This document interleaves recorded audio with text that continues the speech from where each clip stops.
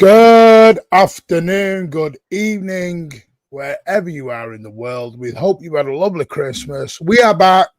Why am I on that side? That's just wrong. That's just wrong.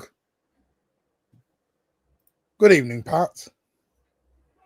Hello, Martin. You happy where you are now? Yeah. Good. Front and centre. In fact, That's better. Right. Yep. Get in your box. Oh, no. That just about perfectly sums up the work demographic here at the Mancunian Way. Yeah. I am the boss. Yeah. Know your role. Rex Marshall Horsfield. Like and subscribe. Yeah. Did you see, Martin, anyway, was an extra? Evening, Go. I heard you played an extra in that Nuremberg movie. Apologies, we were on yesterday. I've not been too good over the last couple of days. So, yeah, I did a space instead. But we're back. We're flying. I'm trying to get myself fit, so I'm ready and raring to go up at Sunderland in a couple of days. Mm-hmm. You know, everyone's sticking a tenner on Sunderland to win. Yes, mate. And unless ITK Martin gets, demands a few phone calls from FIFA and opens the transfer window a few days earlier, this probably will be our last show for 2025, right? Maybe not. Oh, then well, good night, everyone.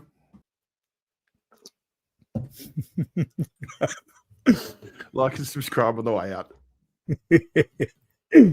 Anyway, what do you think, Martin? Me or what? Oh, Wayne Rooney, we'll get into it all. As for the Semenyo, right, I might as well tell everyone, done, deal, delivered, sealed. The guy is going to be a Manchester City player. Terms were agreed today. Reps were up in Manchester, all done, dusted. He will be a Manchester City player, despite what everyone is barking on about Liverpool. He will be a Manchester City player. So, first one in the door. Am I right in saying we'll have him ready in time for Chelsea? Not saying that he'll play, but he'll be he's ready. He's due to say his goodbyes the next Bournemouth game. Very good. Very good. So there you go. Some news we did break here about 8 weeks ago. Mm-hmm. Stick your Ben Jacobs in the bin. Stick your Ornsteins in the bin. Stick your Fabrizios in the bin. This is where you need to be for the breaking news, people. They're going to start coming for you now, Martin. They already are. If you saw my inbox in my DM. Yeah, you got the bullseye now. I had people messaging me going, you are going to get so much shit in January. I went, I know. Yeah. my inbox is going to blow in January. Mm-hmm. Yeah. Cherki is a special player, has the X factor. There's another thing, I'm getting called out on that today because I've called him Flavour of the Month. But what people didn't realise, there is context behind the Flavour of the Month word, which I will go through during the show when Rich gets here and Ed gets here. Dash, good evening, mate. Yes, smack those Samaritan links. Don't be alone in the new year. You've always got a friend here at the Mancunian Way. If not, Samaritans is a great place to go as well. Don't suffer in silence in the new year, people. And if you're down our neck of the woods too, Beyond Blue is a really good one as well. Yeah, awesome. Thank you, mate. Big up Adam Quinn. We will get a midfield in Jan. Not necessarily we won't. Will we need 115 likes? I've got an update on the midfielder situation as well. Evening all, great win. Forest a bunch of melts. We're going to talk about that because Forest have put a complaint into the PGMOL over their treatment at the weekend. Beggars belief. City are back. Yep. Buying refs again. Rest in peace, AJ Staff, who sadly passed away. Yes. Andy Joshua's best mates. Yep. Spot on. Thank you very much. Horrible news. It is. Especially at this time of year. Well, any time of year is not good, but especially this time of year. Good evening, Lee Gates. Steve Black is in the building with his woodcutter. Big game for Villa tomorrow. Yes, we will be watching that with a little bit of intrigue. Cherki, best creator in the league. See, there you go. That's my flavour of the month stuff, which I will come to in a minute. How do I become a channel member? Well, you have become one, Ben. Thank you very much. I'll tell you what it is. I've even heard people say he's better than KDB and David Silva. That's my flavour of the month part. Yep. I'm not breaks on that one. Yeah, I'm not having that. People who've done 10 years at the club should not be getting greatest ever midfielder after 2 months. There's context behind people. There just is. Oh, Rich is here now. A bit low down. Good evening, Rich. Good evening. God, my computer's turned into Patrick's computer or your internet this morning. Oh. Well, I must ask, did you both have a lovely Christmas? Well, I know you did. You spent half of it in the bloody wherever you were, Rich. No, I had a great Christmas, yeah. No, really good. Saw us win a test in 2 days. What more could you want? Good. You had spent days with Alan. Well, no, I saw Alan briefly. I wasn't sitting with Alan in the cricket and stuff, but you sent me a WhatsApp message going, "Can you spot the grumpy bastard in the back?" Yeah, that's the Imperial for the Forest game. Yeah. Oh, was that the Imperial? That would have been after about midnight. Yeah. So it was funny watching a match with someone slagging Nunes the whole way through, and I found Alan's twin because I met up with a good mate of my best mate who's a big City fan, season ticket holder, and he hates Nunes more than bloody Alan. So I had two of them in stereo, everything all game about Nunes. Okay. Ben, thank you for becoming a YouTube member, my friend. That means a lot to us. Thank you so much. You did find it in the end. That is amazing. And as always, thank you very much. I'm emotional. I mean, this is a dream come true. All these guys deserve. All these guys around here. Mackham Martin, I will be a Mackham up there on Thursday. Thursday? Yeah, Thursday.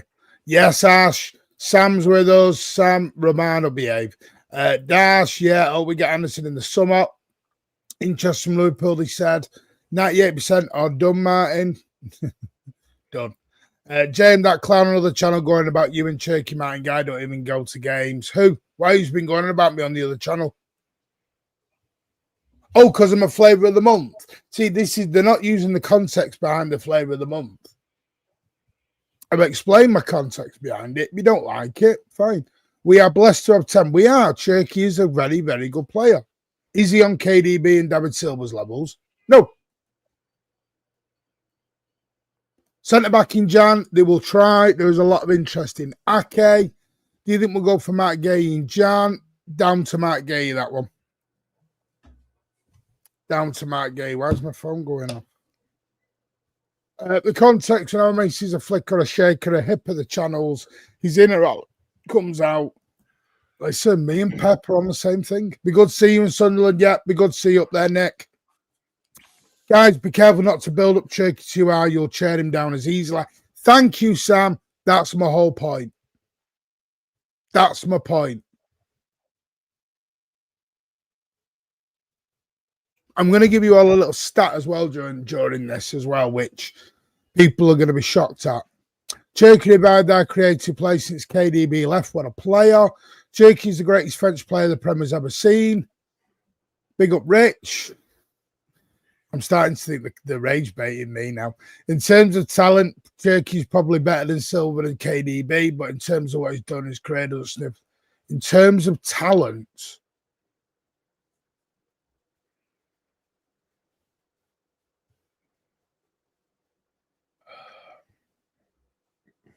okay.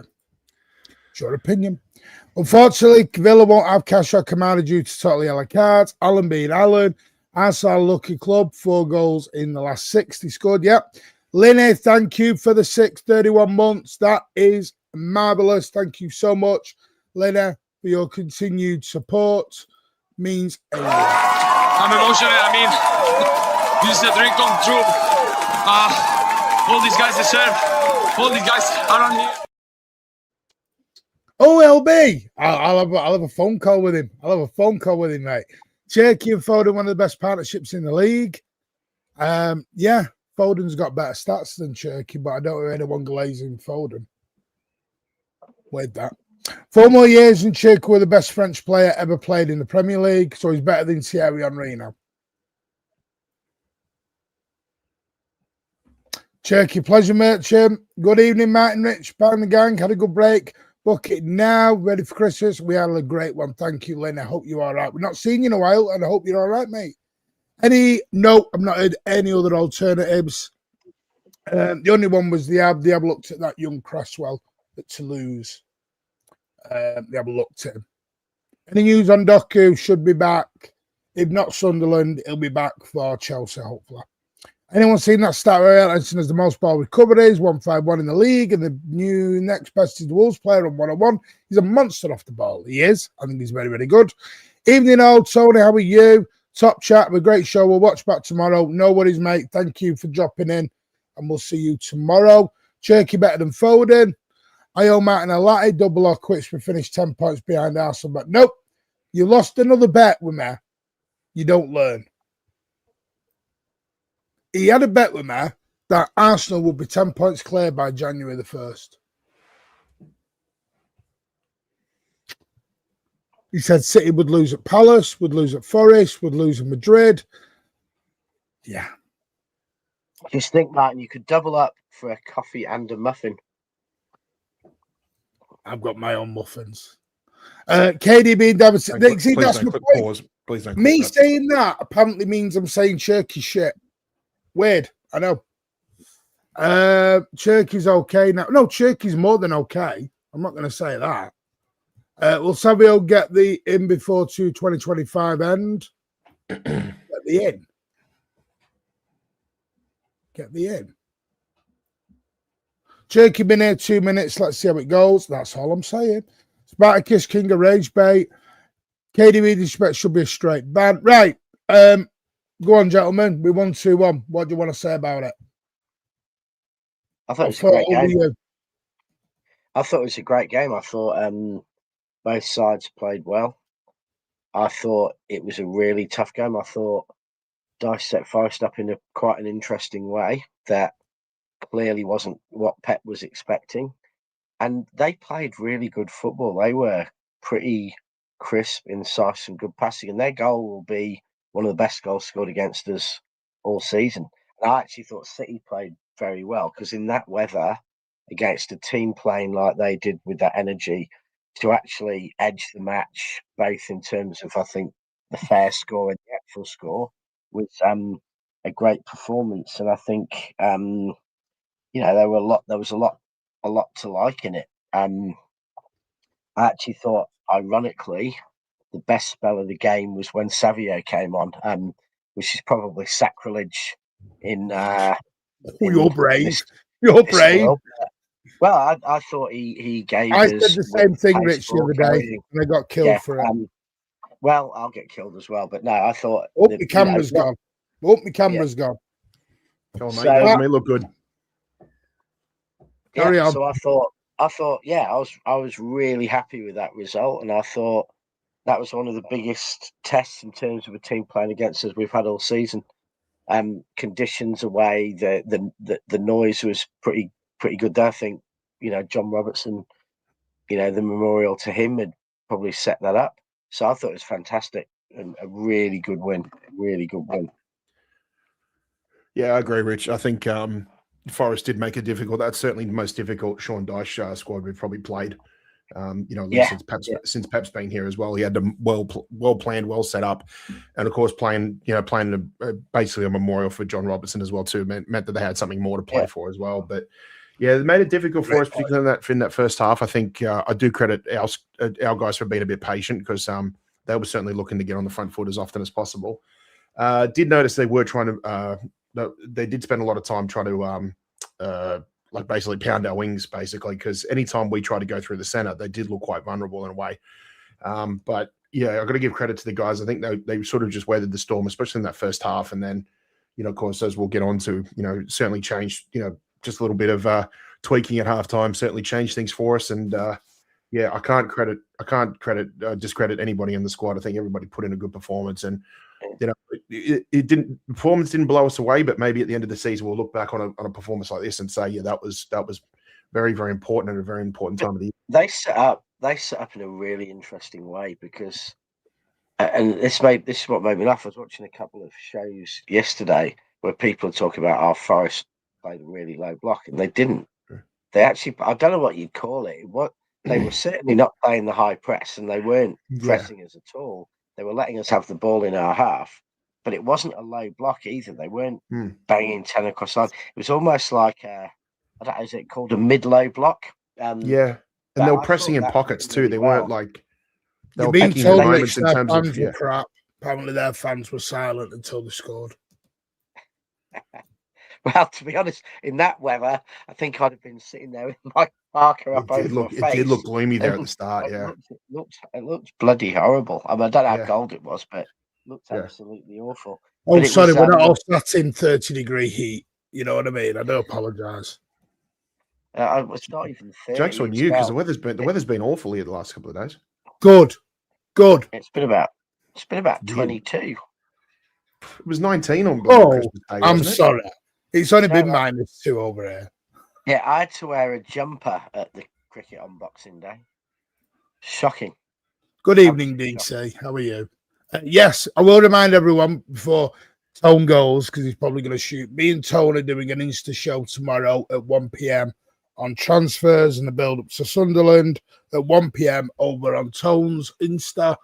And then Ozzy and Tone are doing one on New Year's Eve as well. So, yeah, loads coming up on Instagram as well. Dice went 4-5-1 extra man in midfield. It was a mid-block.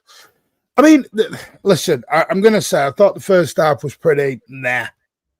I thought we were a bit... Again, we didn't seem ourselves. And I think that's credit probably to Forest a little bit as well. I will say, I think Nico Riley struggled in the game. I think it was the one game where, for me, I think he's young player of the season candidate already in the whole league. But I think he just looked a little nervous. And when he got that yellow, Simona had a field day with him. He had a field day with him. And he just showed that little bit of inexperience, which I expect a young lad to show sometimes.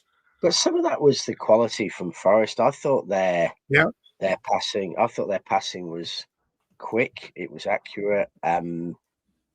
Jesus is still on the floor. He actually had a great game. He was everywhere, getting stuck into everything. He was diving around a lot, Rich. Yeah, and the referee was treating it like he was made of cardboard too.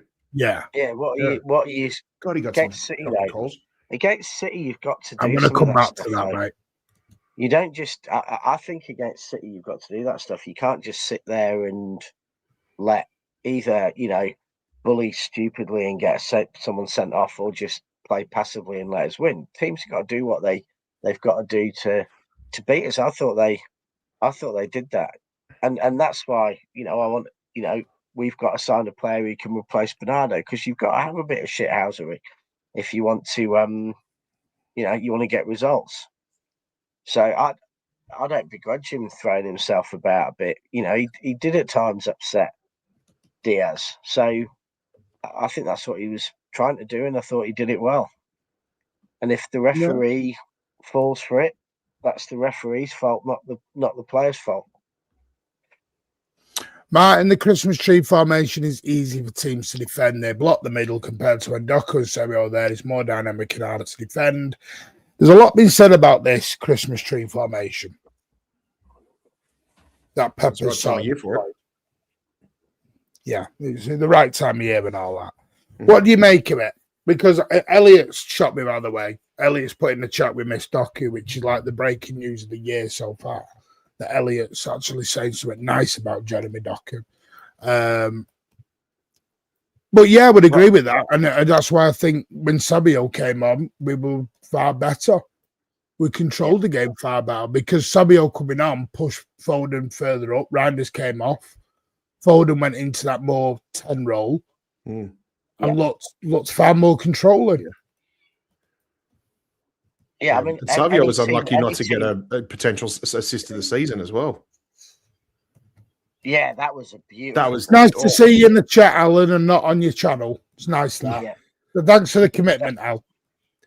That was KDBS, that ball from. Oh, that was Savio. David Silva in the 6-1.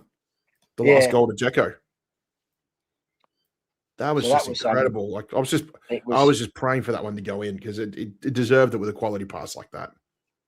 Yeah. No, I mean, I think my comment to Ali would be there isn't a side in world football who wouldn't miss Doku at the moment, because Doku is, you know, I don't think there's a better player in world football for taking players on, for attacking space and causing defenders nightmares. And I think, you know, Savio's not doing it at quite the same level, particularly that, you know, Savio's going through what Doku did last season.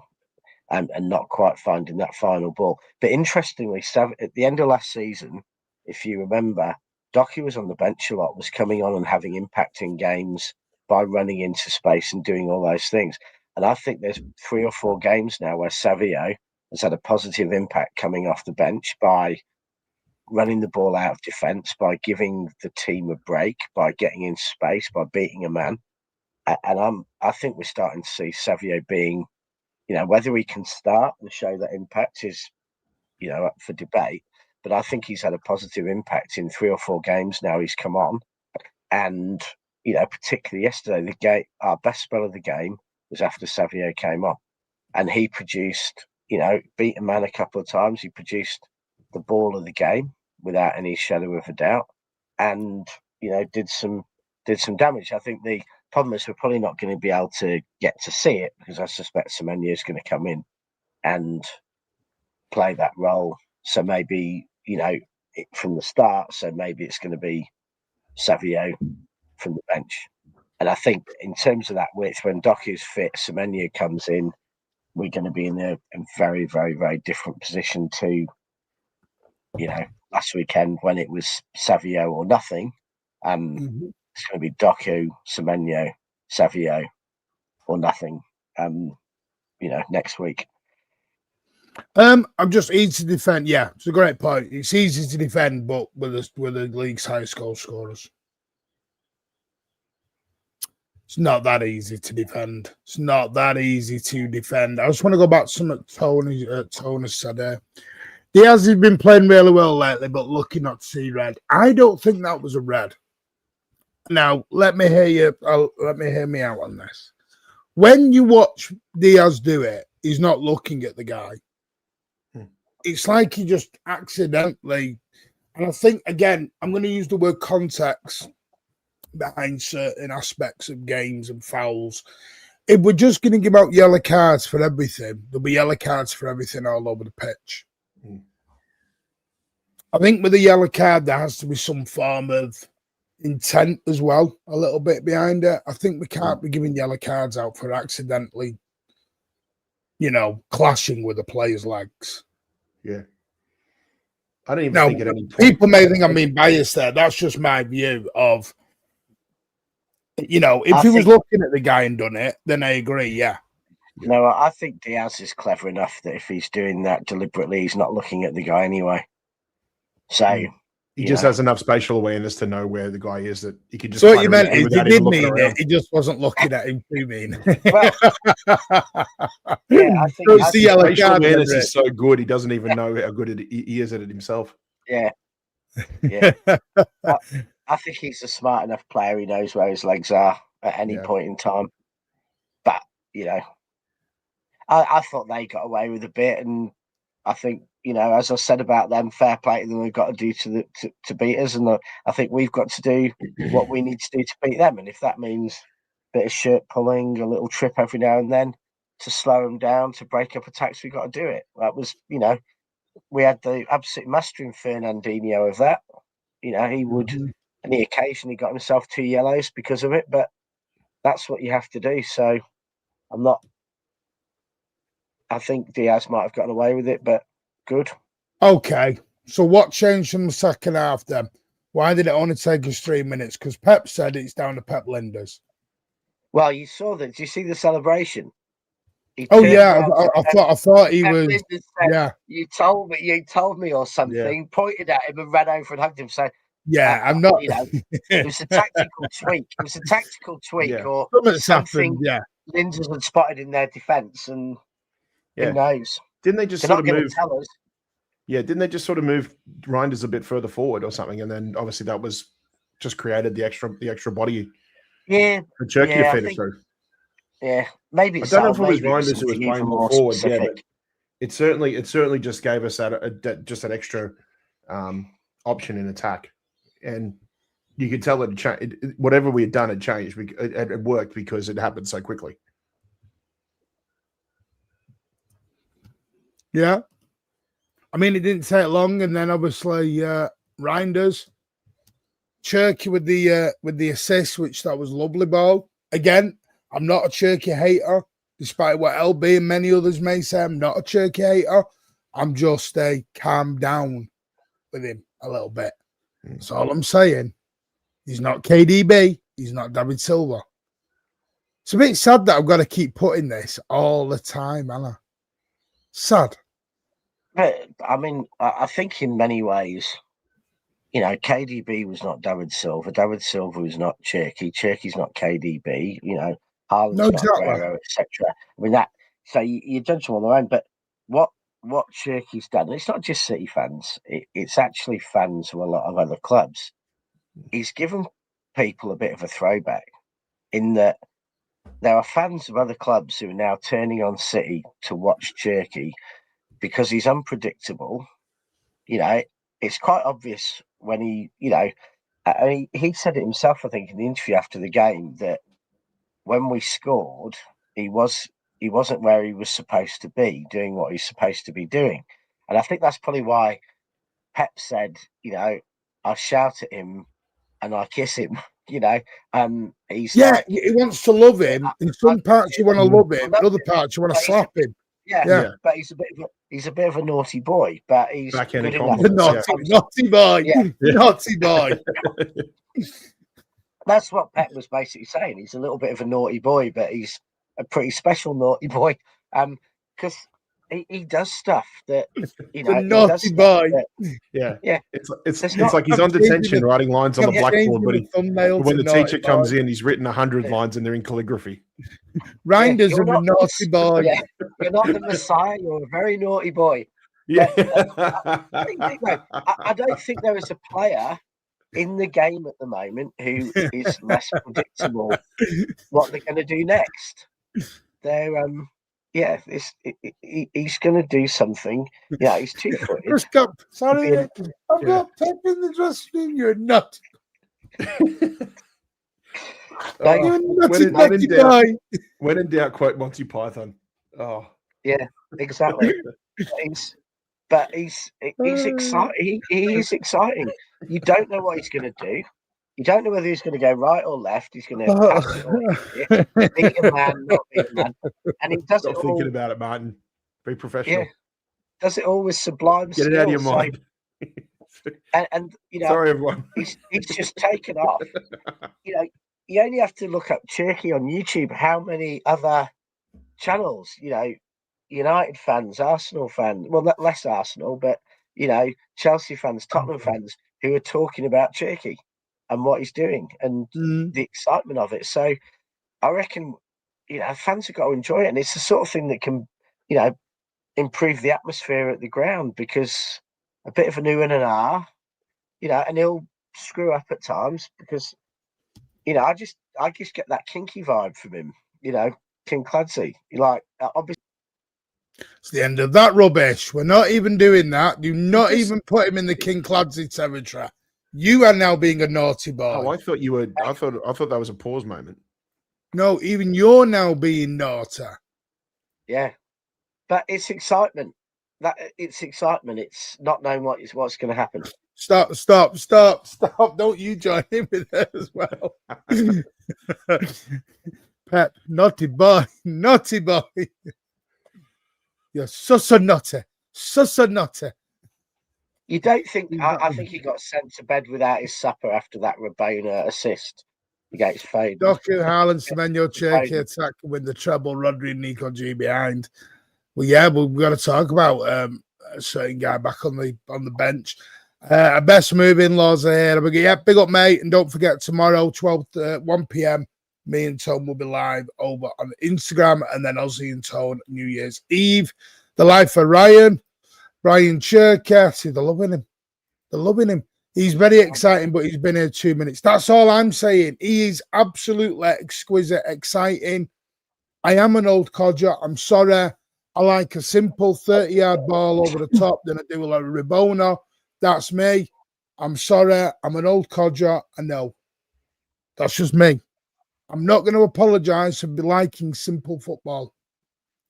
And I said this on a space. When I used to manage, if my teams did Rabonas and shit, and it didn't come off, they got fined. But Martin, I'm not going to apologise for liking my football a bit kinky. And that's what he brings. Stop, Rick. You've been away a week and you come back and you're now being the naughty boy. No, I'm sorry. I'm just old-fashioned. I'm old-fashioned. I'm sorry. My players did stuff and it didn't work. They got fined. If it worked, great. Didn't work, they got fined. I love it. The little 11-year-olds. They've saved up 20p for. No. I did it. No, Rick. I did it when they were. No, when we were under 17s, under 18s, under 19s, and open age, I did it. Yeah. I didn't do it when they were like 10. Jesus. I wasn't doing it at 10. Big up Luke. Yeah, Luke is with us as well. Go and give Not in My Lifetime a lot of love as well. Many fans, not a naughty boy. He's the Messiah. And that's fine. Listen, I get it. People can love him. And he is a breath of fresh air. I get it. And I think it's on the back of last year. People were a bit down, a bit in the dumps. And he brings you that flair and that excitement. But I always remember there was a player. I always remember. It's why I loved Ali Benabi. Ali Benabi was a maverick. He did it simple. You can be a maverick, but be simple with it. I think that was the David Silva thing. That David Silva was capable of immense skill, but didn't take that many risks, didn't lose the ball, didn't mess up. He David Silva never did Ramonas. No, it was like a calculated maverick in a way. He did some crazy, difficult passes that were as hard as a Rabona, but he had the ability to know when not to do something, and I think that was the beauty of David Silva. Seeing a lot of fans saying Foden should hit the bench when Semenyo. Why would you bench your second top goal scorer? I think it would be. What's that? Right, I'm going to shock you all now. Foden has better stats than Cherki. I don't get this. Come on, prove me wrong, Martin Glazer. Prove me wrong.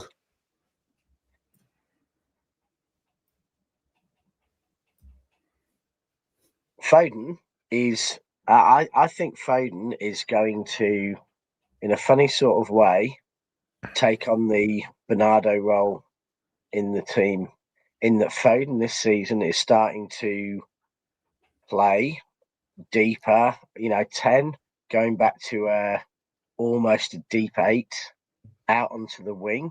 He's starting to come up all over the pitch. He's starting to be the person who's leading the press up front, in terms of being the best presser we've got on the team. So I have a feeling that Pep, I know they're not the same player, they're quite different, but I have a feeling that Pep is setting up Foden to be that glue in the team that from the midfield goes around the pitch, takes on a kind of tactical leadership on the pitch and facilitates all those around him playing. And I think that's what we're seeing with Cherki. I think Cherki has been able to do what he does, and he's working harder than I thought he would because of Foden and Foden's adaptability. So I think Foden is going to become, like Bernardo was, the fifth name on the team sheet, and it's going to become absolutely vital to City. And I think, like Bernardo, some people will not see. Well, I was trying to get to the Reindeer's goal, and all you've done is glaze Cherki on the assist for 25 minutes. You haven't even got to the Reindeer's finish. We'll wait until we get to Cherki's goal then. Bloody So hell, you're you've in just trouble. proved my whole point here, Rich. You've just proved my point. You spent 25 minutes on the assist and ignored the fucking goal. I haven't even mentioned the assist yet. Okay, now. Jesus, Rich, you're so excited. So we, man. Well, I loved the game. Maybe it's winning a 2-day test in Melbourne. Maybe it's just sent me off the sporting edge at the end of the year. But no, Foden, he is going to be the most important player for the rest of the season and next season and the season after. Yeah, I mean, and it's like the other day we did this thing on who's better. Who would you rather keep, Foden or Stones? The idea of it is people were meant to go, you know what? I'd keep them both. But people didn't do that. They started choosing. Why can't we embrace that we've got two amazing players? Why can't we just embrace we've got two amazing players? Why can't we just embrace? If this was Arsenal, or this was United, or this was Chelsea, they would be waxing lyrical about having Foden and Cherki in that same 11. Waxing lyrical. And what we do is big one up to knock the other one down. Or they call him Starboy. That's the other thing that's come out. Starboy. He is a star. Again, someone's been here 5 minutes. Foden's been here 10 years nearly. What are we doing? I think it just shows people don't really understand the way City play football or the game. We've had it for years, Martin, with Bernardo. People saying, when I think he was the most important player in Pep Guardiola's reign, but people saying, oh, he shouldn't be playing, he hasn't got all these assists and goals or something. But it's that player that makes the team. And Foden is going to be that player. He is that player this season. And the team is built around him. And Cherki's able to do what he's doing because of Foden. Because of Foden's pressing, because of Foden's movement, because Foden is covering the space to let Cherki get into these positions. So I'd say Cherki would be half the player he is if Foden wasn't there to enable him. But as a creator, Cherki got better stats. The stats on them both is Foden has 6 assists, Cherki has 8 assists. Cherki has 5 goals, Foden has 10 goals. So why can't we just embrace them both? But when I said Semenyo had 13 assists last year, Cade, you didn't give a shit. You told me assists didn't matter. Now assists matter. Again, this is my whole point about people pick and choosing debates on players. You can't say Semenyo shit, 13 assists. Cherki's amazing, 6 assists. And you can't. And I'm not dogging Cherki down. I'm trying to figure out why do we are one of the fan bases that do this. We knock our own players down.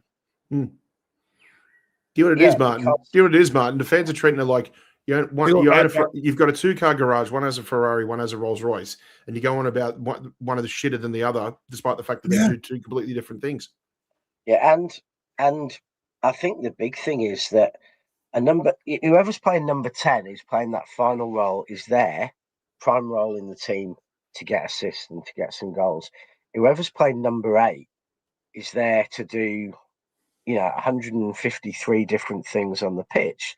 The number 6 does something different. Rodri never had great goals and assists because he's a number 6 and his role is not just to get those. So I just think it's silly to, we won a treble with a winger in the team who got about a goal or assist every 5 games. I agree. Foden has more goals, but Semenyo was the right winger. Cherki would move central. Foden.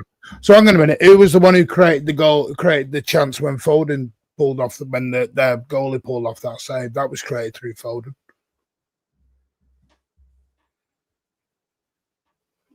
Yeah, I think that's just. You got to look at it tactically. Foden was moved into a deeper role, and then when Reindeer goes off and Semenyo goes right wing, Foden moved up the field. They're not the same player. This is why I don't understand it. My number 8's getting 10 goals and 8 and 6 assists. I'm over the moon. As I'm over the moon with Cherki, I'm over the moon with both of them. That's the bit I don't get. I don't know why we big one up to knock the other one down.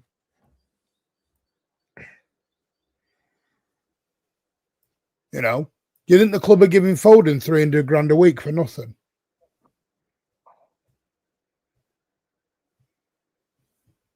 It's all right. Why can't we just like them both?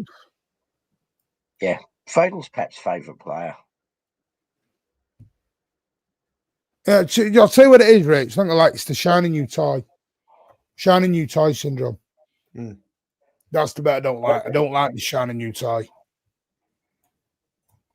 Just embrace all the players we have. It is what it is. Great point, Rich. Can see the phone thing he's won. Obviously, not our better ball using deep positions, control the game. Obviously, with a big success how we cope in the Burnley role. Yep. Big up, Keely. Hope you're well, mate. And then obviously they equalised. I've got to say, it was a good equaliser by Hutchinson. It was a lovely build-up play, and it was a lovely finish. It's the sort of goal we scored. Yeah, and it was beautiful football from him. No higher compliment than that. That it was a City-esque goal.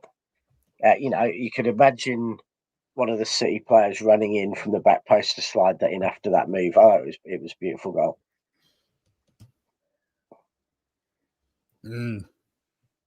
Pat, what did you think? Because I agree with Rich. I thought it was something we'd score. Yeah, that equaliser. It was disappointing how it all started. With Reindeer being dispossessed, deep in their defensive half.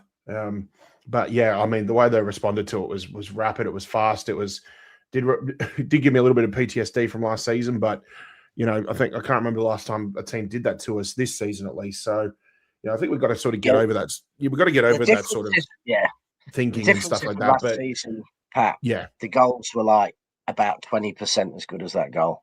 Yeah, but they happen on a much regular occurrence. That's what I mean. Yeah, and they weren't good goals, but that was a brilliant goal. Yeah, but and quick thinking as well too to overload the right as well too, because they just had plenty of numbers available. And again, can't discredit Hutchinson. Great finish, and disappointing to concede. After you concede so soon after scoring a quality goal in that too. But as we said at the top of the show, we've got to give credit to Forest. They did put up a good fight and. Yeah, probably deserved. Actually, over the course of the 90 minutes, probably deserved the goal, and it was really well taken. No, I'm getting a new camera in the January sales. There is one coming, Keeler, just cheaper. Outdoor Bench has gifted 5 channel memberships. A big up to Outdoor Bench. Really amazing support with the channel. Thank you so much, my friend. Hope you had a lovely Christmas. W's in the chat if you did get one, and please remember to say thank you if you did receive one, and then follow us up with a £5 donation. Evening, boys. I've been calling Cherki since we signed him. Hate to see our new players getting stick for overperforming, but never mind. I'm not giving him stick. I'm just feet on the ground. Considering a lot of people were wanting Florian Wirtz over the guy.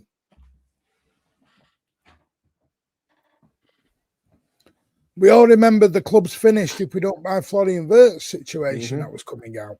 Yeah. City were doing a cheap option. Out there, Florian. Yeah. LB can call me out. I wasn't get a little choo-choo on the jet too and come over there. Wow, now, Florian. Bullshit, sunshine. Don't start bigging up Cherki when you had your nose firmly up Florian Wirtz's rear end. My man. Rich has gone again. Hello. Can you hear me though? Yeah. Audio is fine. Yeah. Yeah, I've just been frozen for about 5 minutes from what I can see, but yeah, you are frozen. Right, leave and come back, Rich. See if that works. Okay. Foden is not a star boy, so yeah. Listen, that's a bit of a joke with me and LB, by the way, if anyone goes in. Actually, rainbow flicking Martin. Yeah, I'd snap your legs, mate. You tried rainbow flicking me, I'd snap your legs in half. What's this narrative that Foden isn't creative? Narrative is the shiny new toy. Yep. Savio, I mean, I will say, by the way, even though they were at 1 each, I've got to say now, the substitution from Savio, when Reinders goes off and he brings on Savio, I thought won us the game. I think what Savio did was that important in that game. because he added width, he added pace. First thing he did was nearly score, by the way. Yep. I actually do think, and Rich summed it up beautifully, I think he's taken up that Doku role of last season. But Yeah, he said you feel Doku was coming on with that last 20 minutes and driving at people. Do you feel like he's just basically just doing what Doku is just a year later? Yes. Yeah. So, which is what we said, because we said, like, oh, if people are gonna, give Savio stick, then at least leave it another season or two, because you feel like he's just a season behind Doku, basically, in terms of how Pep's utilizing him. Well, he is a season behind Doku. Yeah. He literally is. Yeah. Yeah. In terms of age, You possibly. were in this show the other day, Cosmic Boogie, when everyone was selling Foden over Cherki. So, yes, it is. Morning, lads. Evening, Governor. Hope you are well. But obviously, we're just saying, Rich, the winner, the winning formula came when Reinders comes off. Semenyo goes on that right. He moves everyone over to the left, and then Foden goes further up the field. And I just think we got total control at that point. Yeah, I think Foden being close to Cherki, I think is going to be key to us, because I think those two players have an ability to do a quick first touch ball and move like few other players in world football. And I think we want to keep Foden and Cherki close, because that's when we're really going to tear apart, especially when teams have got 7 or 8 in the block. It's going to be those two who are really going to, fly through them. Well, what do you make of these? Good evening, Elliot, by the way. What do you make of these corner routines? James French is coming up trumps at the minute. This routine of a deep ball into Gabardio is coming up trumps at the minute. Now, I know there was a lot of controversy about O'Reilly and Morgan Gibbs-White. Watch that back. Mm-hmm. You have to watch it back very slowly. But Morgan Gibbs-White actually grabs hold of O'Reilly. And that's even before he does the leg hook as well. Yes. Yep. So Gibbs-White actually does the initial foul. Can I just say, I don't know what they're moaning about. Watch Arsenal play. There isn't a corner in the entire season when they haven't pretty much chucked someone to the ground or incapacitated them or something else. It's normal. You shouldn't be that soft to go down. And, it shows, didn't reflect well on Morgan Gibbs-White that he couldn't stand up to a teenager. And, I think that happens in every corner on every team. And if you start disallowing goals or giving penalties and stuff on those things at corners, we're going to be having 10-all draws in every Premier League game. And Arsenal probably won't score another goal all season. And it was a beautiful finish. Our volley by Cherki. Yeah. Beautiful finish. Yeah. Elliot? What did you make of it? By the way, I hope you had a good Christmas. Yeah, same to you. Yeah, good. Good win, man. It was a little bit of a banana skin, I think, innit? But yeah, I thought we handled it pretty well, to be fair. I won't say pretty, but I don't think many games this season's actually been. As someone said earlier in the comments, they're the kind of results and places you win to become champions. Yeah, I think you have to take the weather into account as well. It looked absolutely horrible. Oh, piss off, Ty. Start doing a tie on me now. Horrible. What were weather like there, Martin? I didn't go. That's why we won. Are you going on Thursday? Sunderland. Yes, I am. So well, you were very hesitant there. As it stands, yeah. I'm just. It stands. Yeah, I might have something to do, but that's a story for another time. But you going to Exeter? Are you doing Semenyo's medical?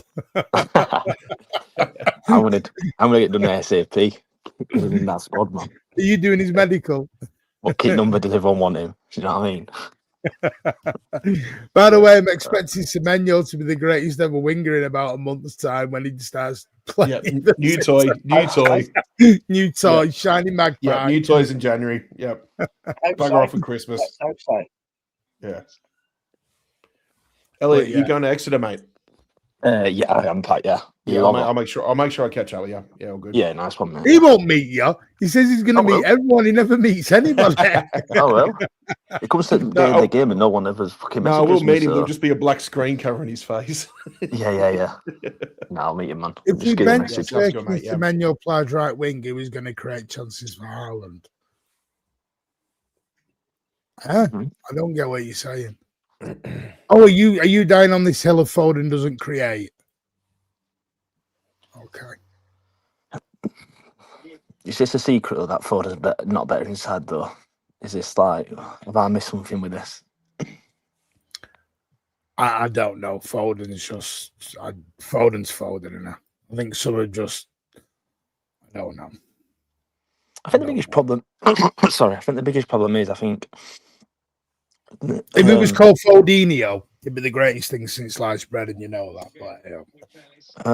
I don't think it's that, to be honest, man. I just think like when he's out wide, I think everyone knows that that's not his preferred position. He's come out and said that plenty of times now. I get we've got to do it in a way. I mean, a few of the lads who I was speaking to before the game were almost saying like, is it worth going like a Semenyo today? You know, having a bit of width against Forest, knowing what Dyche probably were going to do. But I suppose obviously Pep wanted to keep the same starting 11, and I couldn't really fault that, to be honest. But I do want to, and I know Martin would have stopped laughing at him in it, but I do want to give a bit of Cherki glaze, to be fair, because I think... No, I don't mind Cherki glaze. It's that he's better than KDB glaze. No, that's not the case. He is special, and I want to say something here what might be a little bit bold, but I think we might have. And listen, I know we've had mad technical players, don't get me wrong, but I feel like we could have possibly, I'm going to say possibly, one of us, if not the most technical players to play for his football club. And what I mean by that is, David Silva, a genius, but the way that this bloke, like, he's both, like, someone answer me this, what foot is he? He's both-footed.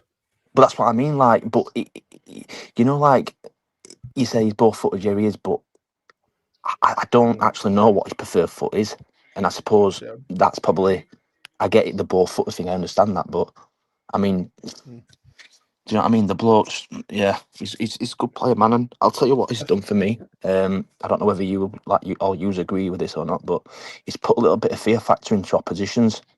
So before we actually get onto the pitch, I feel like they're aware of how good he is. They're aware he can do something special.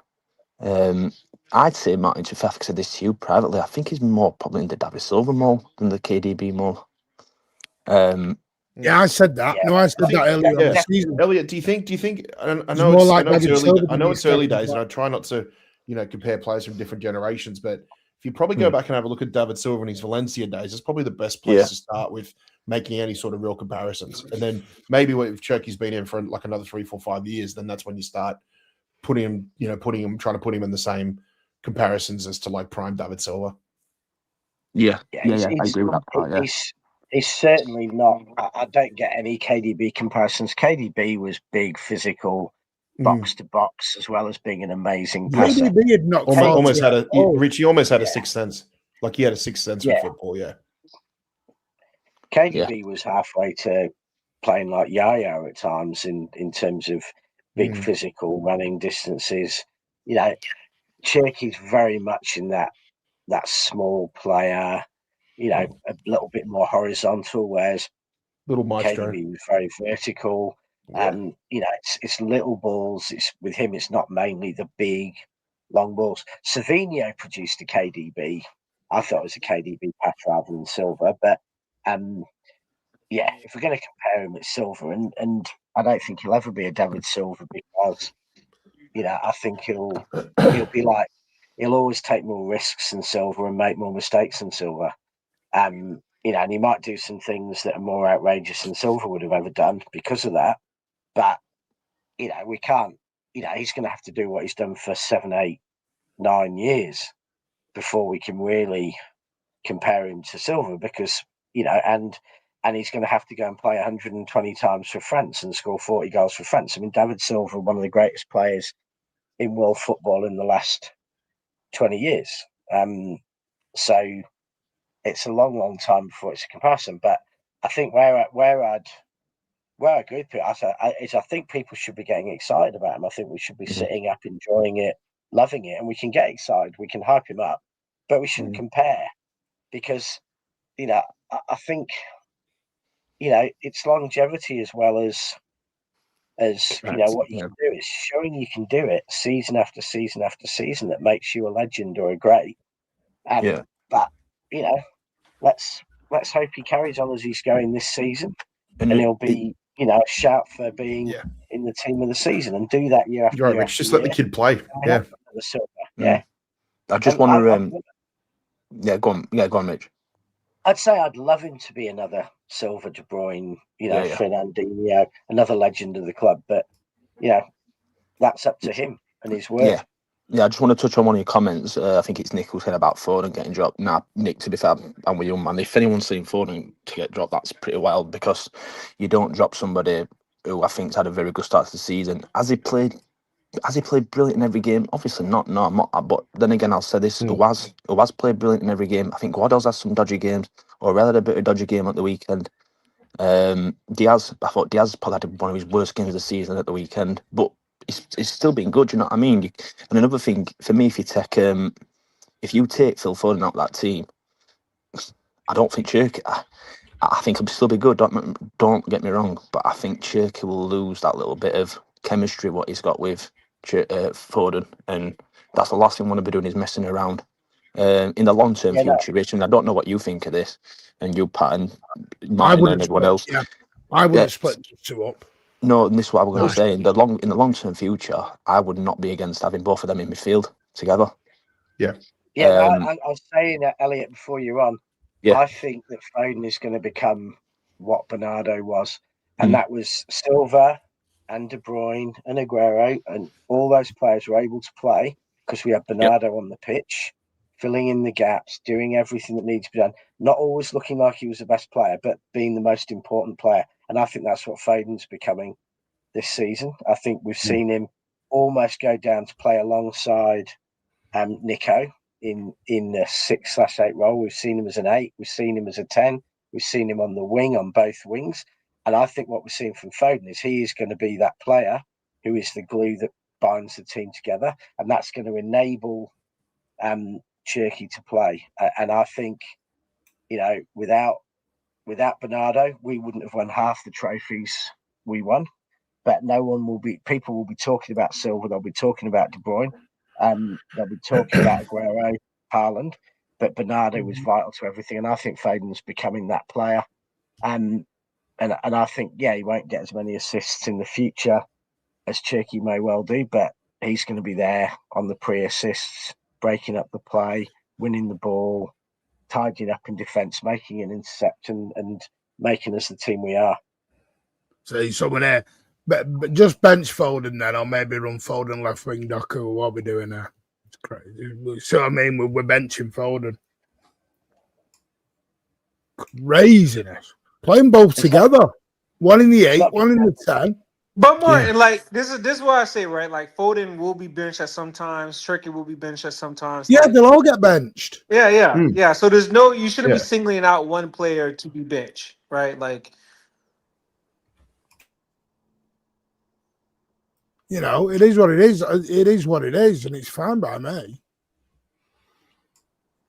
I just, for some reason, people have got triggered by me saying he's flavour of the month. I didn't realize one line out of me triggered so many people. Man, that's all I saw in the chat after the game. After that winner by Cherki, yeah, people are triggered by it. Listen, because you're magpies and get enjoyed by shiny toys, and, not everyone does that. It is what it is. Is it magpies or jackdaws? I thought jackdaws like shiny things. Oh, is it jackdaws? It was magpies. Yeah. Magpies do. They go around beating people up in this country. Little bastards. Yeah, but they don't want to collect you. Calm down. We're not shiny toys to them. I'm not a magpie strong enough to pick me up, but I'm sure they would if they could. Please give me a. Well, let's just say if you and I were walking down the street, I know which one they choose. Right, so I get Martin Glazer. He isn't overly keen on Foden. That's fine. That's his opinion. I don't want to spend too long on this. Please give me a system where Foden and Cherki can play alongside Semenyo at right wing, and our midfield has physicality and doesn't get run over by physical teams. Pep's already told you he's not going to play those two together. Nico G and Rodri.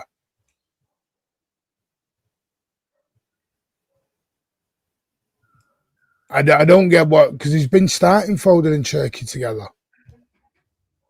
Yeah. My question back to you is, Martin Glazer, who are you putting in the midfield then? What I want to know is, in that comment, there seems to be some assumption that Reinders is more physical than Foden. And Reinders is not physical at all. I don't think Reinders said that. I don't think he's halfway as physical as Foden. Foden is one of the best.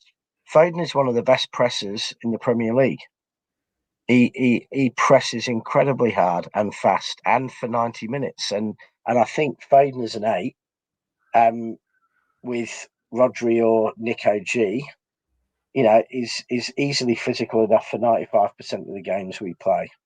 I still think there will be games when, whatever Pep says now, that Rodri and Nico G might play together. But I think that'll be 1 in 10, 1 in 20 that we need that physicality. Well, anyway, it was a good win. A marvellous win for me. An absolute marvellous win. It is what it is. I like Elliot's bang on. You've all said it. Are we all going to play perfect every game? No, we're not. But we're eight wins on the bounce in all comps, and we're not out of third gear. And that's the scary thing for me. And I think things are going to get better. You're going to have Semenyo, which, Governor did ask, by the way, question has been asked, are we going to be a bit top heavy? Does anyone think we're top heavy now? In what sense? Too many players? They're saying too many attackers. I mean, obviously, Oscar Bob's going to go out the door, and we wish him all the best wherever he ends up. Not necessarily, because you just kind of answer your own question by saying that we're not, because the players are going out, we're basically replacing them with more ready-made, ready to go attackers. Oh yeah, true. We're treating our squad like it's going to be as much as more of the squad is going to be a ready to go sort of squad now.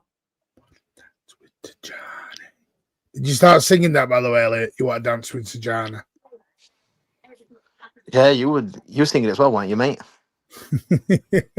Stop. I swear, Dan, if we lose fucking Thursday, man, you're getting banned from away games. I'm gonna stop. I'm gonna get banners up in the way end, man. Ban this game. Ban this guy. I'm going to the semi-final as well, so Jesus. sorry. I want that one. Then why are we looking for Elliot Anderson as a Rodri replacement? But what I do want to say, simple question for you, Martin Glazer. Sorry, what I do want to say is, I don't know, I think it was Nick up in the chat, but that away end was very, very good on Saturday, considering our 12 kickoff. So I think a lot of Blues need to tap themselves on the back with that one, man, because it's not always easy with 12, 30 kickoffs. I know away teams always naturally have the better support, as they say, but yeah, and I'm sure you're going to ask me another question in a minute, as I can see quite clearly. Yeah.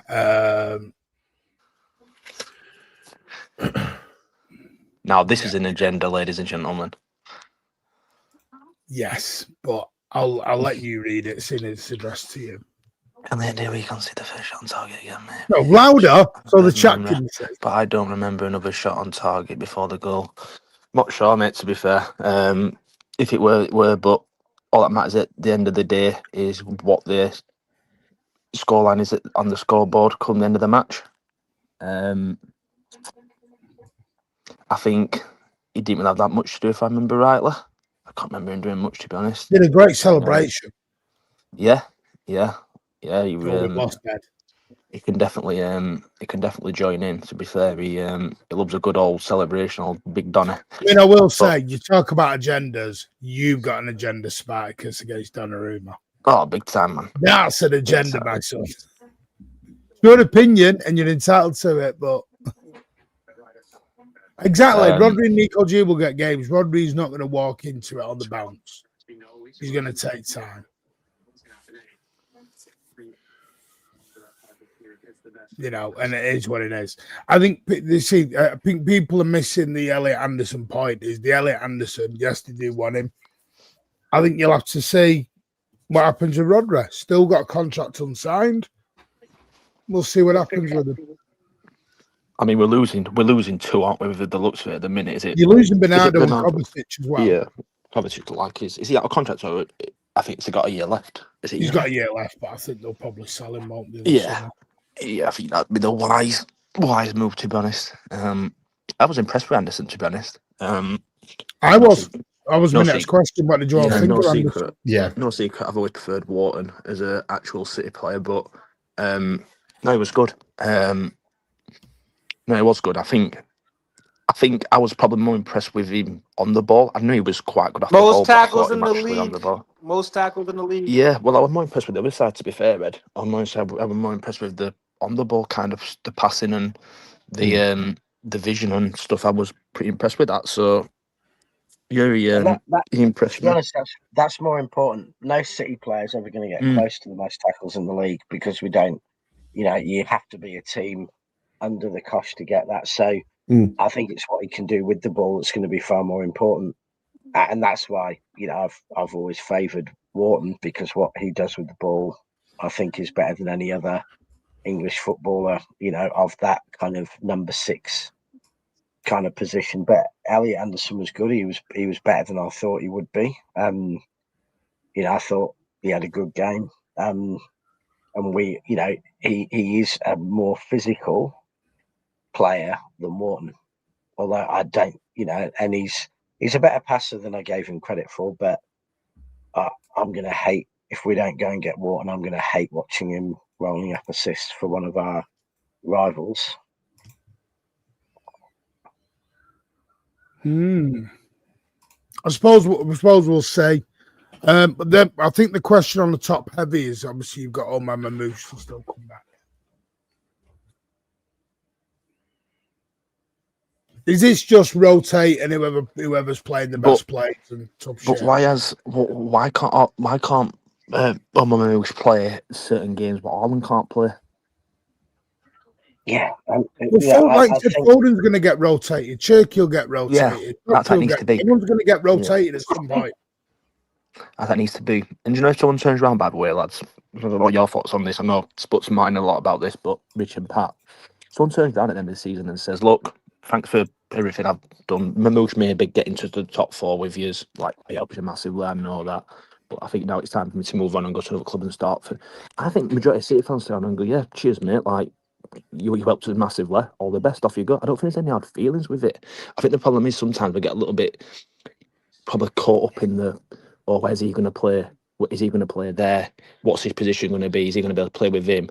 I'm all right with it. Obviously, on the screen now, obviously I've got Mahrez. I never thought Mahrez in the treble season was, I won't say brilliant, but when he played, I thought it was good, and I knew Mahrez was probably going to leave. And I was fine with that. I think Mamouche is gonna stay, and I think Mamouche is gonna have a massive impact at City. I think he's a hell of a player. You know, he's going to be needing to play at 9. He's going to be needing to play on the left. You know, what's pretty clear is with Doku's physicality, and this may be true with Semenyo, they're not players who can go and play 70 games a season. You know, Doku is probably going to be able to play 40 games a season, so half the games we're going to be playing, you know, we're going to be rotating Doku. I think Mamouche can play in those positions behind Haaland. I think Mamouche can let us rest Haaland, and I think Haaland's going to need at least 10 games between now and the end of the season. He's going to need off, or he's going to have to be taken off after the hour to keep him fresh, in which case we need someone who can come on and play centre forward for that time. You know, I think, you know, They're not going to buy Paqueta just to And then what do you do with him when Anderson comes in? You can't get someone in for 6 months. Would you take Paqueta if West Ham went down? No. I mean, he'd be a good squad player. But what do you do with Reinders, Nico G, and all that then? I think the Paqueta stuff's gone. Yeah, I don't think we need any yeah, we've got to be careful here because as much as yes, you're going to go rotate and everything else, we do have to be careful because again, say Rodri does leave, you bring in Elliot Anderson, you got Nico G, you got Reinders, you got Cherki, you got Mamouche, you got Foden, you've got your 4 wingers or your 3 wingers. Then you bring in a Paqueta go. He doesn't. You can have too many then at that point. And this is the problem with buying backups or rotational because it's such a listen. I could never be a manager in this day and age because it is hard. Because the trouble is, we've gone to A to Z with the bench. We've gone from having a top bench to having a bench that isn't good enough, with due respect. What you've got to try and find is that middle ground. The trouble is that middle ground's damn hard to buy. Yeah. How long did it take to get a Rodri back up? Martin, you say the bench isn't good enough. In 4 weeks' time, we could start the team we did and we could have Marmouche and Rodri and, we could have a bench of top international footballers, So, if you bring the players back who are currently injured or AFCON and put them on the bench, that bench there isn't a better bench in world football. So I don't want to be a Chelsea and stockpile players. I don't want to stockpile for the sake of stockpiling. And I think that is going into the stockpiling territory.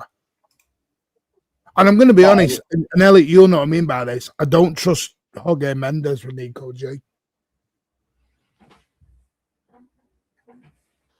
Well, do you mean that as in a way as like as soon as Rodri comes back, Mendes is going to try and get him out the door, trying to get a quick payday? I mean, I don't think that should be a problem because I don't think Rodri should play as much as what people are saying or what I've heard. That's just my opinion on that. I think now we've got to the point now where we can trust Nico G. Would you give him 400 grand a week then to play once a week? Rodri. Well, this is going to be mine, Rodri, isn't it? This is going to be Rodri's decision. That's what I mean. You're not giving him 400 grand, and the club won't give him 400 grand a week for once a week. Because you know yourself, Elliot, if we're playing Arsenal on the Saturday and we've got Real Madrid on the Wednesday, Rodri's going to expect to play in both.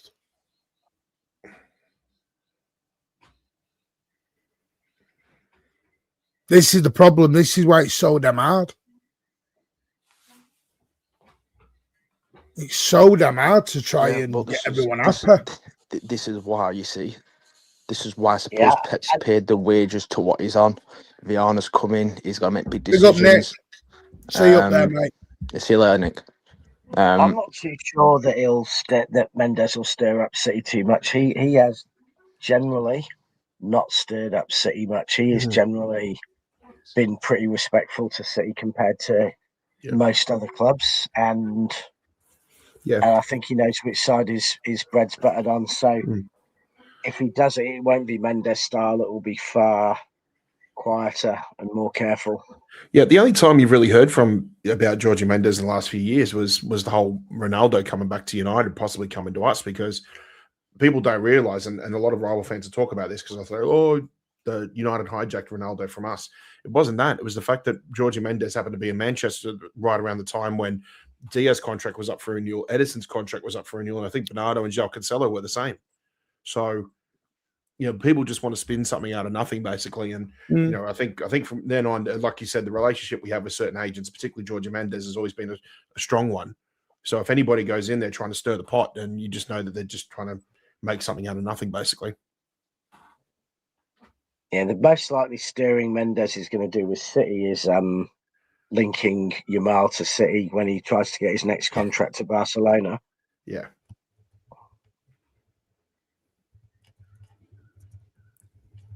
Then what do we do with Savio and Semenyo? Sorry, Semenyo and Semenyo and Doku. I don't know. So I think that's. document I think. now and play together. If I that think the happened, we'd wingers- definitely be living in the FIFA verse. That's for sure. I think the wing is what we have now are enough, especially if Bob goes. Just like I said, Semenyo just replace Oscar Bob, I suppose. I think he's homegrown, Semenyo. I'm sure he's homegrown as well. He is, yeah. Yeah, he's born easily. So- He's born in London. He came through, well, mainly at Bristol City, but I think he was. I'm not sure where he played before. I think he played a Bristol lot on City. the left. I think he played a lot left at Bristol, if I remember. Yeah. He played a lot on the left foot. And I think good signings. I get your point on the Nico G thing, Martin, but I think that's now, and fair to Nico for this, I think that's now maybe changed by improving how good he is. So I think he's now proven to himself, to Pep, to his agent, that if he needs to come in and Rodri gets injured, which, listen, that might happen again, do you know what I mean? It's a 50% chance at this minute in time, isn't it? Do you know what I mean? And I suppose, yeah, we can keep him and don't have to play with many games, but even still, he might play one game, he might go on for 10 minutes and get injured. That's just the way life and football is. It's about luck a lot of times. Do you know? I think it's because everyone's just gone a bit crazy on these sides. Yeah, because I get it. Transfer windows are exciting, and everyone gets excited, and I get it. But the trouble is, we're now buying 4 and 5 new players every single window, and we can't keep doing that because that is we can't keep buying 4 and 5 top class players every single window. I know it's exciting, it's what everyone wants, but no one sits back and goes, "What about the players?" Because you don't forget, there's a reason Mara's left. There was a reason Alvarez left. There was a reason Oscar Bob and Rico Lewis and James Trafford all want to go out the door. And I'm fine with that. I'm fine with being the ruthless and we'll do it. No problem with that. But what I don't want to hear is, well, it's unfair on Bob and it's unfair on Trafford and it's unfair on Bill and Ben, the flower pot men, and then they want to buy everyone still. We can only have a 25-man squad. Yeah. Well, the one player... We can't have a 40-man squad. Yeah. But, Martin, the one player who's not being underplayed at the moment for City's Nico G. He's the one player who's playing too much for his own good. Mm-hmm. Because we have no other choice. So I think it's going to be a while before Nico G's agitating for a move based on not getting game time. Well, it was agitating in the Club World Cup, wasn't it? According to the reports. Yes. But from January to May, that's fair enough. But from August to now, he's playing every single game, including. But that's what I'm saying, Rich. This is why I'm saying on Rodri's contract. Why would you give Rodri 400 grand a week at 28, 29 years old? And you're telling me he's finished. That'd probably change, Martin. I don't think they'll offer that now. I don't think they'll offer that. I think they'll leave a game what he's on now. Losing now. Because he will get offered that money.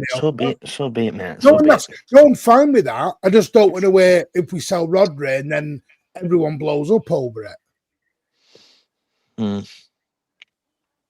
I'm not, Elliot, I'm not, and you're not bothered how football fans think. I'm just looking at it from the point of view is there will be some who'll say, why are we selling Rodri? Well, you want to play him once a month. The thing with Rodri, go at that point. The thing with Rodri is, and I think I've said this loads and loads of times, we can go to the Bernabeu or Anfield or even, I don't know, Barcelona in the future maybe, and we can play Nico G and Rodri together. That wouldn't be a problem. And not only that, I think what's bugging me a bit is, again, it's the way we're being so lackadaisical and just sell Rodri.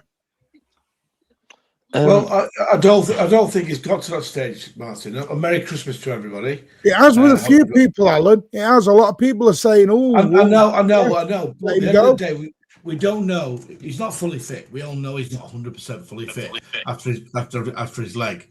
But I think he's a bit early. I think in the summer a decision will have to be made. Not now. Yeah. I think we've got to see how he plays out and what game time he gets and how he, more important to me, how fit he is between now and the end of the season. Yeah. And see how he is, game time and fitness, and how he does between now and the end of the season. I hear your point. You can't be paying someone 400 grand to pay once every month. I agree with that. But we don't know what stage he's at. I think Nick O'G's done a bloody good job. I think we've all got to agree with that. Yeah, totally agree. Yeah. So I just think that we have to wait and see what happens. Pep's done the right thing by giving him extra time to get fit. We just have to watch him. But nothing will be decided between now and the end of the season. He's not going anywhere till then. I think it will. I think it'll be decided before the summer. Because Well, they'll have to buy a replacement beforehand. Well, we can't buy anybody until we get a deal like Elliot Anderson's not done in just 2 weeks. Elliot Anderson won't be available till the summer. Let's be fair. Yes, but because there's so many clubs after him, Alan, they will do that deal early. They're not going to do that deal in June. That deal will only be in the rolls. So they'll have to know, because Viana, I'm giving away a bit too much here. Viana wants to know sooner, so he can get going. What do you mean sooner? He wants to know pretty soon, so he can go and buy replacements. Well, because to replace Rodri, you're going to need a damn good player. Are they going to make a decision to sell Rodri now? Is that what you're saying? No, not sell him. But I think if they decide that he's not going to sign a new contract, I think they'll sell him in the summer. I'll try. How old is he now? 29. Mm-hmm. Well, he's only got a year left after the summer, Alan. Yeah, the reality is, mate, we're going to have to wait to see what his fitness is like. Martin, I don't think. Sorry, but we have to. I don't think Rodri knows, and I don't think City know, and I don't think any potential buying clubs know at the moment what the situation is. Rodri, you can see every time he's played this season, mentally, he's not comfortable with his body. Correct. So he's probably not focused on anything else apart from, can I get back to who I was, where I was, playing as I was. City don't know whether we've got the Ballon d'Or winning best midfielder in the world, or we've got a player who is never going to be the same again. Rodri doesn't know that yet. Any buying club doesn't know if they come in and pay City 50 million or whatever Rodri would cost with a year left on his contract and offer the player a 20 million signing on fee and 400 grand a week, or whatever it takes on him. They don't know if that is the worst deal in history, because the truth is, we've seen it, players like, Torres or, even Kaká after one of his injuries, who were never the same, who went from being the best in the world to being, top 100 players. And, as much as I think Rodri should be able to come back and what's happened so far is normal, no one can be certain until they've seen him starting 3 games in a week and playing really well. And so I think Viana can want what he wants, but the player won't know. The other teams who are going to sign him won't know, and we won't know. So Viana can't know until you've got to know by May, Rich. You've got to know by May. Rich, the thing is, what I will say, he's not played for 2 years. If it's not clear by May, then he hasn't played for 2 years, and that is a massive issue. Rich, the thing I would say is this thing with Rodri getting back to the Ballon d'Or level, probably never going to happen. Let's just be honest, it's probably not. I agree with you. But the thing is, even if you get even with an injury, without the injury, he may not play the season as good as that. Correct, yeah. But the thing is, Rich, even if you get into 60, 65, 70% this season, it's a good place to bring on or to play. Very, very good player. I'm not asking Rodri to get back to Ballon d'Or levels. He was a fucking good player before the Ballon d'Or levels, Rich. He was the best DM in the league before Ballon d'Or levels. No, I don't disagree. What I'm trying to say is everyone's just given up, which is fine. People can just brush him aside all you want. These are the same people who cried when KDB went out the door. No, that's different. What's changed in 6 months? Don't you speak about the king like that? No, exactly. You're proving my whole point here, Elliot. KDB's body was washed, which is shown at Napoli. It's sad, but it's factual. So why was it devastating on KDB going out the door? It's KDB's. We're climbing off like he's some second-hand car. It's KDB's. I don't word this. KDB's. He's the only Ballon d'Or player we've ever had in the club. But what I'm going to say to you is KDB. Well, apart from George Weah and Dennis That's disrespected George Weah. Oh, piss off with the George Weah bullshit, Rich. Don't do I that. was literally going to say that. Don't do George Weah bullshit. But KDB was majority of people's favourite player, Martin, inside that stadium. That's the thing. Like he's the David Silva. KDB never won a Ballon d'Or, Real Mario. What are we doing here? But KDB's he's probably is. What's the argument? What we always say, Martin? What is it? Just say it as it is. KDB or David Silva.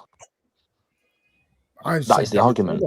That's the argument. Yeah, but that's the argument. No, I know, but people ask KDB's a legend. So what? Rodri isn't. No. KDB is a legend though. That's the thing. Like people will say the greatest ever player to play for Manchester City. Not many people ever say that about Rodri. And the different kind of players. Listen, Martin, you might have gone, but when Paul Lake did his ACL, it took him a good year and a half, 2 years before he decided to pack it in. Right, he came back twice and got injured again twice. Mm-hmm. You can't rush an ACL. It doesn't take 2 years, though, Alan, to come back from an ACL. Well, with all due respect, don't say Paul Lake because that was different. Why? There wasn't the football science there was today. We're not sending him on a bloody flight and doing it on the cheap like Swales. Pep brought him back too soon, in my opinion. That was my opinion, right? I thought it was well too soon, right? And he's got injured again, right? He's now back on the bench. Let's just see what happens. We can't offer him a contract till, let's say, May, June, July, whatever.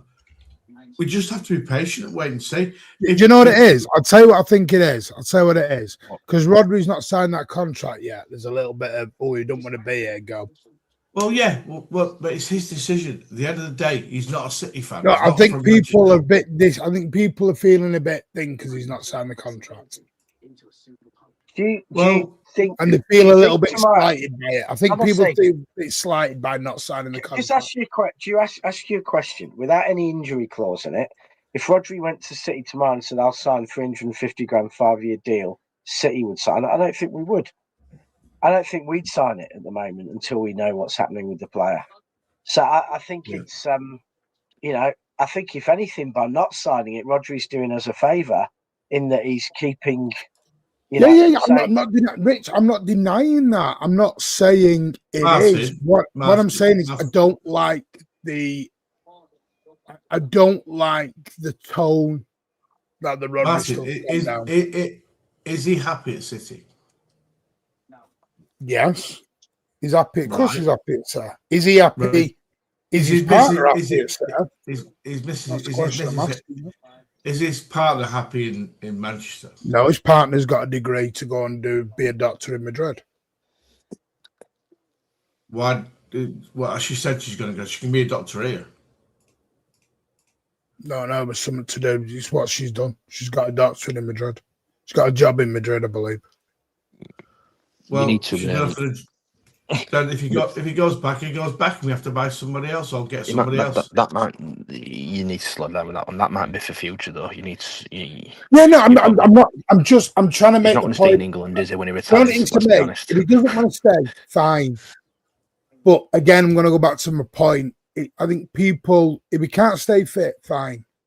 I don't think you can give him till the summertime to decide. I don't think Biana will give him till the summertime to decide that. City will need to know beforehand. I think we can't. I think we just have to wait and see what happens. I really do. I don't think we can rush the whole scenario. What I would say. Go on, Al. I just think that the club will make a decision. If he goes, he goes. He won't be the last. He won't be the first to leave City. And it happens. We have to buy somebody else. You went on about Cole Palmer when he left this club.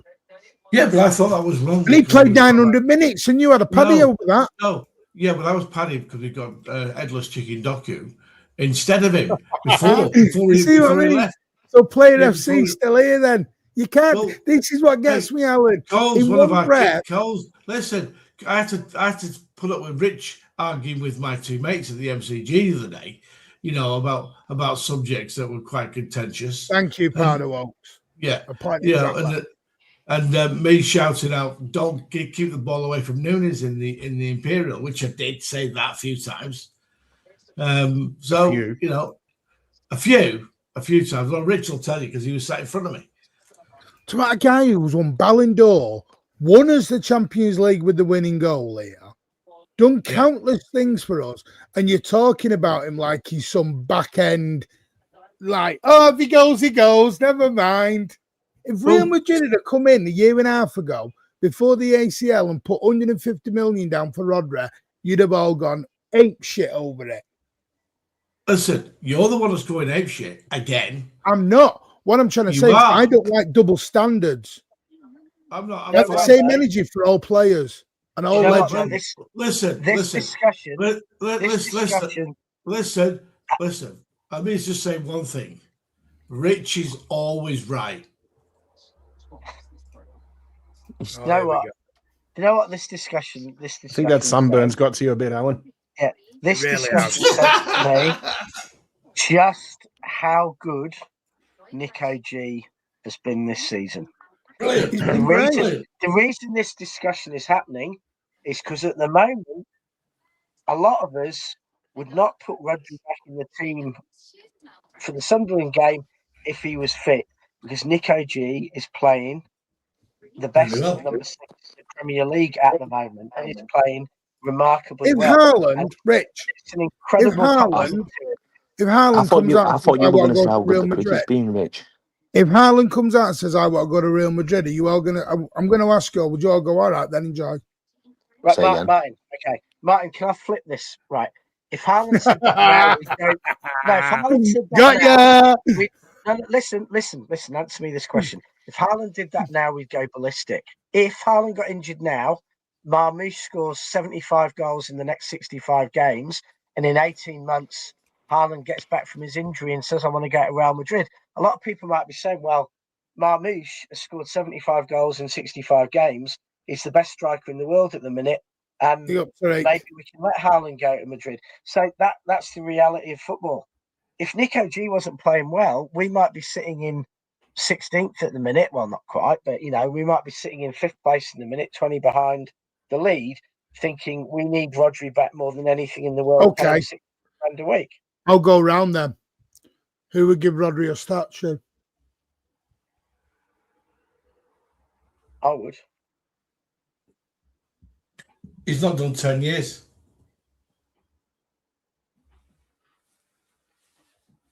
But that, honestly, the Champions League goal, that is a statue moment in itself. I'm on the fence. I can't decide yet because, I'm battling between what he's done and how long he's been here. Yeah, correct. He's been here, what, 8 years? No, 6. 6.5. 6? That was 8. No, he came in 2019. 6.5. Yeah. We signed him in the summer of 2019. Well, 1 second. Ricky? Ricky's a season ticket old City fan. He's over here on a holiday. Would you give Rodri a statue? He said yes. I would. I would. I can't believe you're asking this question. I'm asking the question because everyone's just signed him off like, see ya, bye. But people are worried. He can go. If he wants to leave, I think it's more worry. If he wants to leave, he can leave. Thank you, Elliot. Elliot's now got to the point. You were all shit scared of him going out the door. So what you're doing is you're PTSDing yourself for the stuff. Listen. See, what I'd say is, thank you for everything you've done. Ballon d'Or at us club. You won us a Champions League final. The only goal scorer in the Champions League final. All the best. Off you go. Yeah, correct. Why do you think we got Hugo Viana in? Because Cherki wouldn't allow that. Cherki would allow him to go on the free. But he'd probably get released close though, Pat, to be fair. Yeah, exactly. Yeah. So, but I don't think just about 30 million, yeah. Just spinning this up a little bit though, Martin, into a different conversation. I don't think Anderson would be the Rodri replacement. Walton can't tackle Alan. I don't know if you watched him. He can. He can. Check his stats out then. Check his stats. I've checked his stats. Let's be clear. Nico Gonzalez is the Rodri replacement. He's been that replacement for a year. So what we need, if Rodri was to go, is a Nico G replacement. Yes, and you know what as well, Rich? You could do what you've ended up. Well, what we actually signed Nico G for, which was an 8. Even if you get an 8 who can play a 6, and then you go back into the same position again. There'll be plenty out there, whether it's old, whether it's young, middle, 25, whatever it may be. There'll be players out there who will want to join the club. I'm going to do a new poll. My third option would be, if Rodri was to go in the summer, it would be to probably go and sign Bruno Guimaraes. Bloody hell, 29-year-old. How old was Fernandinho? How old Fernandinho when he signed for us? Rodri wasn't not 100 million though. It's the 100 mil that gets. It won't be 100 million, will it? Martin, when we signed right, Rodri, Paul in the chat, would you sell Rodri? Yes or no? Yes. I think it's an absolutely impossible question to answer until we know what Rodri is. People are answering it though, Rich. That's the part you're not getting. They're not they are answering it. Well, they're answering it. You're answering a question without. No, Rodri by Wharton and Anderson. Yeah. Well, I've got to go out since Christmas. I'm going out. I'll speak to you in a bit, guys. Bye, Alan. I'll see you in another 6 months. Bye-bye. Oh, don't start. A bit more SPF 50 this time, Alan. A bit more SPF 50 this time, okay, mate? Thank you. Hey, Alan, you're about as loyal as a slimy little fish. Hey, Al, before you go, loyalty in the bin, you. Al, before you go. Al, before you go, I was a cricket. It was good, mate. It was good. We played well, didn't we? We played well, but test match. Yeah, just in time. Just in time, you played well. Yeah. Well, yeah. Well, mate. I went to. See what I did there? You went anyway. That wasn't even me. That was Pat. Pat did that, not me. Bez. Too worried about the battles and forgot about the war. Listen, I'm very loyal to our legends. I'm sorry, I'm loyal to our legends. By the way, DB with the 10 gifted memberships. Big up yourself, mate. Thank you so much. You, sir, are a legend. I hope you are well. Hope you had a lovely trip, by the way. I know you're on a trip. But big up to yourself, DB. Thank you so much. The poll is too niche. What would you like then, Steve? Tell me what you want. I'll change the wording of it, mate. I will change the wording of it. Change it to, if Rodri gets back to his Ballon d'Or winning form, do you want No, to because Rodri? I know it's he Ballon d'Or. That's too niche. But the point is, if Rodri... You're not buying a Ballon d'Or level player back. If Rodri is finished physically, no one's going to want to keep him. He's not going to want to stay. He's going to want to go to Saudi Arabia where he can manage the game and there's no choice. If he's back to his Ballon d'Or winning best, there's no one who'd want to sell him.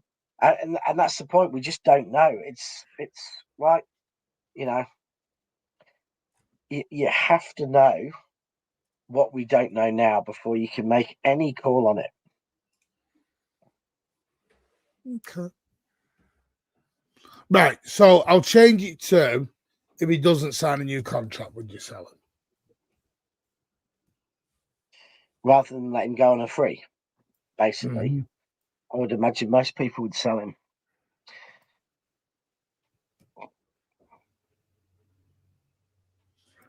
First, how are you doing? Long time no say. Listen, show, it's disappointing hearing the Foden versus Cherki. What are we doing?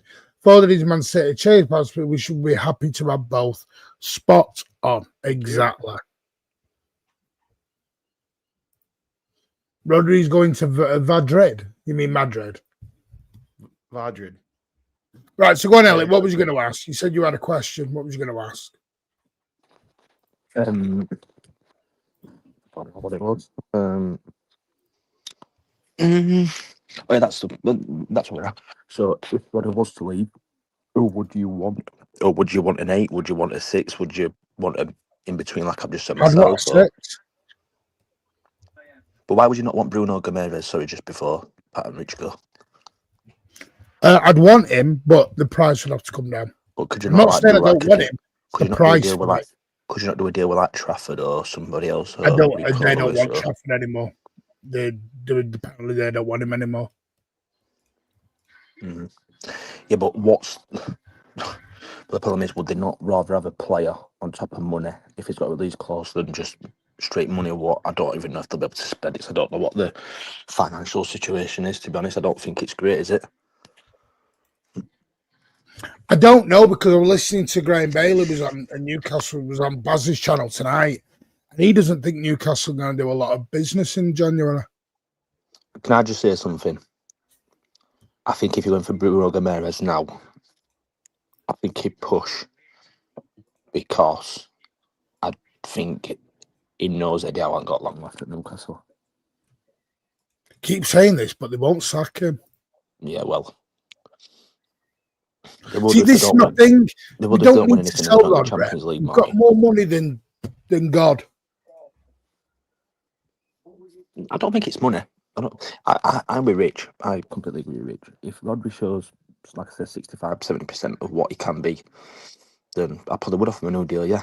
I get the thing about money. I get the thing about the money, but we don't know where we're going to be financially coming into the season anyway. Win a Premier League and an FA Cup, win a FA Cup and a Champions League, even maybe a quad. Especially with Ryan Cherki in your team, anything can happen. I mean, yeah, I like Bruno. He'd have to get him about 60 mil. I'm not overly bothered about the money, to be honest. Side of it. No, I mean, I'm not. But I just think 100 mil for a 29-year-old's a lot. Do you not think he's? Yeah. Do you not think he's bordering world class though? No. Really? Just because my levels are world class. We can't have another world class argument. No. Yeah, we've had this debate on world class lows. My levels are world class are high. No, I just mean, like, so I always look at this, right? So if you're going to take one player out of Newcastle, who would it be? And for me, it's always been Bruno Gomes. Probably secondly, funny enough. Well, I was going to say funny enough, secondly, probably be Tonali. I'd have Tonali over Bruno. I don't think Tonali. I see Tonali going back abroad. Over going to another club in England. Yeah, if it was up to Pep, he'd do the release clause now. Pep would spend whatever it was. Tonali's 4 years younger than Gomes. So Cisco here says Rodri 80% is far better than Rodri. He's far better than Bruno. I don't disagree with that. I don't disagree with that. I agree. I think that's what it is with me with Rodri. I think you can get Rodri back to an 80% Rodri. An 80% Rodri is better than any CDM in this league. So what happens, hypothetically, right, what happens if Rodri comes back against, let's just say, Sunderland, starts a game, in 10 minutes into the game, it goes down rolled in his hamstring. And would you play an 80% fit Rodri over Nico G? Well, this is what I'm just going to say, Rich. Because I think Nico G's better than Guimaraes at the moment. Yeah. I think they're different type of players, but I get where you're coming from. I know where you. I think Nico G's one of the. I think recently, if I'm honest, which I think he's looked tired, which I can understand. He has. I think he's looked a little bit leggy. Week in, week out, I don't see a better midfielder this season in the Premier League than Nico G. It's like, for me, I'll be honest with you, you're gonna think this is crazy. I think there's some players at Newcastle that are a bit overrated. I think Joe Linton's one. Joe Linton wouldn't get into most top 2 or 3 top midfields. I think he's known as a great thing at Newcastle because they've not seen the top players yet. Once they get the top players in that door at Newcastle, then they'll see a massive difference between a Joe Linton and a Rodri and Declan Rice and a Joe Linton. You know what I mean? They've not seen the best. I think there's a lot of hype behind certain players because of where they are. For me, I'm no problem with if Rodri. The trouble is, you're buying Bruno as a Rodri replacement. They're the same age. Why? He's not a replacement then. Because The in problem 3 is we years' need- time, you're going to have to do the exact same deal again. The thing is that I'm more looking at it from a. And Anderson will have gone. What? All of them players will have gone in 3 years. Yeah, I mean, you know my thoughts, man. I said this to you loads of times. For me, it's Wharton. I've always wanted Wharton. But I just don't want a 29-year-old as my Rodri replacement. But it'd be a Nate as well, though, wouldn't it? No, Like, but Martin, I think Wharton would Nico be that as G, well. Nico G is the Rodri replacement. We need to buy a Nico G replacement. If we have to do this flip. If we don't, we've got Rodri to Nico G, and we're going to have to figure out how we keep them both happy, which isn't going to be that easy. I think Elliot Anderson would be the perfect Rodri replacement. And he's 23. No. He's not 6. He played 6 for Forest a hell of a lot. Considering he goes forward a lot, though, mate. He goes forward a lot. So does Rodri. Yeah, but Rodri can. This is where Rodri is different. Rodri can be like a one-man just machine in midfield, like KDB. No, I'm not Silva, saying Hugo forward, 29's old, Steve. I'm saying as a replacement for Rodri, he is a replacement for Rodri. I'm talking a 6, 7, 8 year player, not a 3-year replacement. I don't want to hit 3 years and get back in the same problem. I think I'd rather agree with Rich that that'd be the last solution, and I'd rather put Nico G there in Rodri's position over That's Anderson fine. or Wharton. Fine, it's opinions. I just don't think. I think Anderson would be a better 8. Listen, he probably can do a 6 job. By the way, that's why he leads the leagues and Jules won. Spot on. Yeah, he can bloody tackle. I mean, Elliot, you could play Anderson and Nico G together. I think they're different enough. They could probably play together, and Anderson could play some games instead of Nico G. Nico G could play some games instead of Anderson. So, if you look at Anderson as a Nico G replacement, replacing what Nico G was before he took over from Rodri, then I think there's a case that can be made for that. I mean, I'm in the Wharton camp. I just love his passing. I love his assists. I love his cleverness in the game.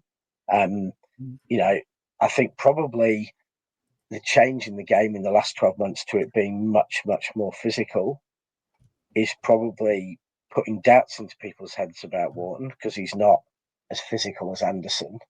But then Anderson can't produce the through balls, etc., that Wharton can. And you look at him and you think of him with Haaland on the end of some of those balls and Cherki in the middle, what Wharton could be. But it's also the flip side to that is how do you make City solid enough that they can play Wharton without losing, the real mongrel in midfield. So it's not an easy solution. I think you need an Anderson or something with a Wharton, and I'm not sure we've got that type of player necessarily. You're gonna like what I'm about to say, because when I say Gamers as well, and why I like Gamers is because I feel like with Bernardo going, and I know you've touched on this loads and loads of times, and you have Pat and Martin, everyone else has, we missed that nasty side of us, and I think Gamers is probably up there as one of the nastiest players you can probably look at getting. Now, when it's against you, by the way, you hate it, like absolutely despise it, but when it's for you, it's very good to have someone like that. But I get the price, I get the age, I get all that. But like I said, that'd be it's proven as well. That's what I would say. That's the other side of it. I think Alan Anderson being at Forest for is his second season. Yeah. You're having two seasons where, well, we're not even through the second season yet, really, but you're having 2 seasons where. And I think this sums up why, and this must really piss off Newcastle fans and why, all the financial fair play rules in the Premier League are so unfair. Is that Joe Linton shouldn't be in the Newcastle team. Elliot Anderson should be in that team. Elliot Anderson should be playing in midfield with Guimaraes and Tamale. And that's probably where he most wants to be. It's probably, what, Eddie Howe would like to have seen. But Newcastle have been, it's a bit like us being forced to sell Foden and then Foden having to play for someone else, be that Nottingham Forest or wherever he goes on to. I just think in many ways it sums up the mess of financial fair play. That there is a Newcastle player playing for Forest who wants to be at Newcastle and probably is never going to be allowed to be because of rules put in place to stop Newcastle from ever competing at the top. Like I said, it's people's opinions. Like under a Rodri situation, people think how they want. It's up to them. I think a lot of it, mine, is the worrying. That's the thing. I was a bit like that with KDB. Yeah, I do think there's PTSD behind Rodri. I do. I spoke to you privately about that, and I said, like, as much as I love KDB, I think it's like that. You're out saying keep him because you love him and he's one of your best players to ever play for your club, but then you're saying it might be the time now to. And I think I realised that probably when the last game, with Bournemouth, when he was on the pitch in the game with all his family, and I think that's sort of a bit like, yeah, I get this. And look, you can't take any away from what Rodri's done. By the way, at times I would say he's been the most important player in the Premier League in an all. But I mean, every team, you name it, Liverpool, Arsenal, City, Chelsea, United, you know what I mean? He's been that good. So to get into that level, it'd be a big ask, but I wouldn't put it past him, if I'm honest. I'm with Rich on the you could play double pivot. You could always go with that. You could always try something a bit different. I don't know what Nico G's. I was seeing him against Bournemouth when he's come on and he played. See, I'm going to be honest. This is going to sound crazy and everything else, and it's no agenda. I think Nico G's been extraordinary this season. He's nowhere near Rodri level. No, but he's not going to be, though, is he, mate? And that's my symbol. He's nowhere near Rodri level. Martin, answer me this question: Is Nico G's 6 to 12 months? Is 6 to 12 months at sea better than Rodri's levels above Rodri's 6 to 12? Yes. 12 months. Yeah. I'm not denying that. No, I've already said I think he's been brilliant. But maybe he can get there. No one thought Rodri was going to maybe get he to can. Rodri level. And that's up to him. I'm not saying Nico G's been phenomenal. Prove me wrong. But I think people, I don't know, I just feel like there's a bit of an underestimating of what Rodri's really done at this football club and how good he is. Oh no, I agree. But I think we're talking about a guy who was the best CDM in world football 18 months ago. Yep. And now we're saying Nico G's had a better start than what Rodri had. Let me ask you a question, Martin. It just seems crazy to me, this. Rodri was the best CDM in world football. They can both be true. They can both be true. And they both are true. Rodri was the best CDM in world football. But I want a Rodri level to replace. Level to replace. Let me ask you a question. Right. You know, if I was a manager at non-City club at the moment, and I was looking to sign a number 6 to get into the best position in the world, I would be looking at Nico G. I'm not sure who you can look at that is the best in that position in the Premier League, top league in the world.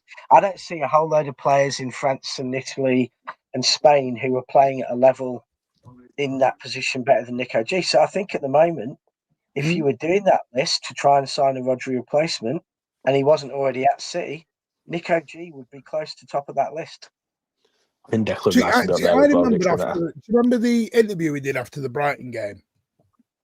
And he talked about, I can't do it on my own. Do you remember the responses after that? Everyone was shitting themselves. Who's that? He's going to leave. He's going to leave. He's going to leave. Who's that, Rodri? Rodri, after Brighton. He did that interview. And it was taken out of context. But everyone shit themselves. Yeah, Martin, we're playing at Anfield on Sunday. Question for everyone. Would you be okay, right, as it is now, so nothing different, it's not fully fit, it's literally how it is at this minute. Right, so he is now, he's not fully fit. Yeah, no, it's how it is now. Would you be okay with Rodri at Anfield as a lone 6 with Cherki and Foden or Bernardo and Foden in front of him? Straight in. He hasn't had any minutes. That's what I'm going to say, Pat. No, I wouldn't bring him in. With no minutes. No, I wouldn't bring him in. No. No. Would you So let me fit the question. Would you be all right with him playing next to Nico G? No, because I don't think we'll go that way. So you don't see Nico G No. maybe playing Do you know, I next to think we've done this if season. you put him in there, then somebody misses out further forward. Yeah, do you know what I think? You know what I think we've done this season? I think we've done the opposite. I think Pep knows physicality wise in the midfield we have a little bit of a deficiency. And he's gone, all right. I like the idea of Rodri and Nico playing together with 20 minutes to go if we're 2-1 up. But not starting. I think Pep's done the opposite. I think Pep's going out to attack everyone. But Pat, you don't start a player who hasn't played barely for 18 months in a massive game unless they've come back and they've had half an hour, 45 minutes. Are we talking Elliot's I wouldn't if we're playing them in February or if we're playing them tomorrow? Tomorrow. He said tomorrow. Okay, because I'm literally taking it when we play them in February. And why would assuming Rodri's going to come back soon. Yeah. Why would we write off for Nico G and Rodri in midfield when we haven't even tried it yet? Because it will get tried. Oh, I've been wanting it. I've been impressed to see if it can work. I don't think it will. It's a bit niche. It's a bit niche. Pep Linders was Okay. a big thing. Pep Linders was a big thing of the 6 and 8 thing at Liverpool. You know, Martin. Like you look at Fabinho, Henderson, Fabinho, Wijnaldum. He played a lot of midfielders who wasn't so much creative. I mean, we're probably blessed. We're probably blessed with who we've got now. But did you see Elliot? Do you remember the second half of the 4 in a row season when Rodri and Kovacic were alternating between 6 and 8 roles, and that worked really, really well. It's like you could see it in a way working between Nico G and Rodri. That's what I'm saying, Pat. That's where I'd be with it. I wouldn't put it this way, Pat. If the team come out on Thursday and it wasn't Sunderland, let's just say it was Arsenal away or Tottenham away or Madrid away, whatever. Yeah. And it said Nico G and Rodri. I wouldn't be good. I've got to put this because this is right. Thank you, Andrew. Good, you hit the nail on the head. As fans, we need to show Rodri what it means. This is the same guy that we were doing flags for, crying your heart out to Real Madrid, putting big, mosaics up and all sorts. And we're going, yeah, if he's not fit, bye. That's showing him love. That's showing him like, well, why would he sign a contract then? Why would he? He might as well go, see ya, I'll go where I will get love then. If you don't want me no more, bye. It's like my wife. If my wife 6 months ago, I was the best thing sliced bread, and then all of a sudden I start, she starts being a little bit more, do what you want, not that bothered. I'll be like, all right, bye. I just don't think you don't show me love. I go bye. Bye. I just don't think this is if you were injured and couldn't perform for 2 years, then maybe something would change. I just don't think it's as important. Is it important the right word? But then, Rich, everyone would be getting new wives and girlfriends every 6 months. Then I just don't know if it's as important as what he once was. That's the way I put it. I'm with Andrew. We treat him like he's just some. But 1 minute though, because why did you just say you wouldn't start him at Liverpool? Because he's not fit yet. He's not fit. So if he was fit, would you start him on his own? Yes. If he'd had games and he was fully, I'd bring him back. I'm sorry, when he's fully fit and he's ready to go, Nico G's back to the bench. I'm ruthless. Sorry, bye. Yeah. If Mamouche had scored a few goals, Haaland being out, what did Pep do last season? Brought Haaland straight back in. But he did keep Mamouche in. You want to be ruthless in some things and you don't want to be ruthless in others.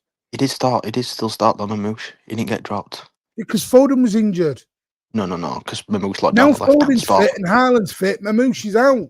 No, Mamouche locked down the left wing spot. He wasn't. Yeah, I think Mamouche has suffered more because of Dockie's form than anything else. Because Mamouche was starting and Dockie was coming on last season, and Mamouche's injury and Dockie's form meant that Mamouche lost his game time. So I think for me, and the fact that Haaland's been fit the whole time and Dockie's played really well, that's blocked Mamouche. You know, Yeah, but that I agree with DC. If he wants to, if Rodri comes out and goes, "I want to go," then fine, let him go. That I agree with. But sometimes a player needs a bit of love the other way. I think the response that City gave when Rodri came on, you know, I can't remember which game it was, and it was the biggest cheer I've seen at, you know, the Etihad all season. I think it was. I think the fans know what Rodri is. I think the fans are just scared that he isn't going to be what he was. And, that's what it is. Rodri got the biggest ovation at the Etihad last season. So when he came back, got the biggest ovation. You were there, Elliot. The place stood, didn't they? If he wants to leave, let him go. I'm just saying, let's not help by trying to push him out the door a bit. And now, Martin, I want to leave, so you're going to have to let me go. Yeah, I know. Good I have night. to let you. Good night, We're going to everyone. end in a minute anyway. Take care. Have a I'll great see you on Rich. Friday. Rich, I'll see you on Friday, soon. mate. Happy New Year. If we don't speak, Happy New Year, mate. See you on Friday, mate. Cool. Yeah, you may do. I may not be able to make it, but I'll let you know. I'm checking up. No easy. Cool. All right, cheers. Bye. See you later, mate. No, that's my thing, and that's my thing, and we're going to move on because we're spending far too. Is the stadium would sing their heart out for Rodri to sign a contract the same way we did with Pep. Do you remember that, Elliot?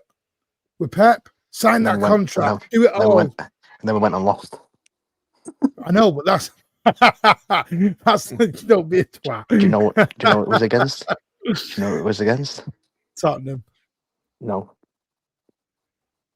Oh, Liverpool. That were United. Oh, it was United, wasn't it? I thought it was one of them. Nice, but we can't get attached to players, right? Of course you can get attached to players. Of course you can get attached. I've just said if he doesn't want to be here, sell him. There's people We've became fans of the club because of certain players. Yeah, I'm not saying you can't. And I'm not saying play Rodri every 3 days either. But let's give him a chance to get back before we've, got the plaque on the door and buy. I think it's easy to say one thing for certain. If he goes and knocks on Pep's door or Soriano, Caldoon's, Viana's, and he says, "Look, I want to leave," I think we all know he's probably going to go. That's one thing we can say. I think that's always been the stance with the club. And I'm quite happy about that, to be fair. I'm happy that that's the way that it is, because I wouldn't want players who don't want to be here. Yeah, I agree. No matter who doesn't want to be here.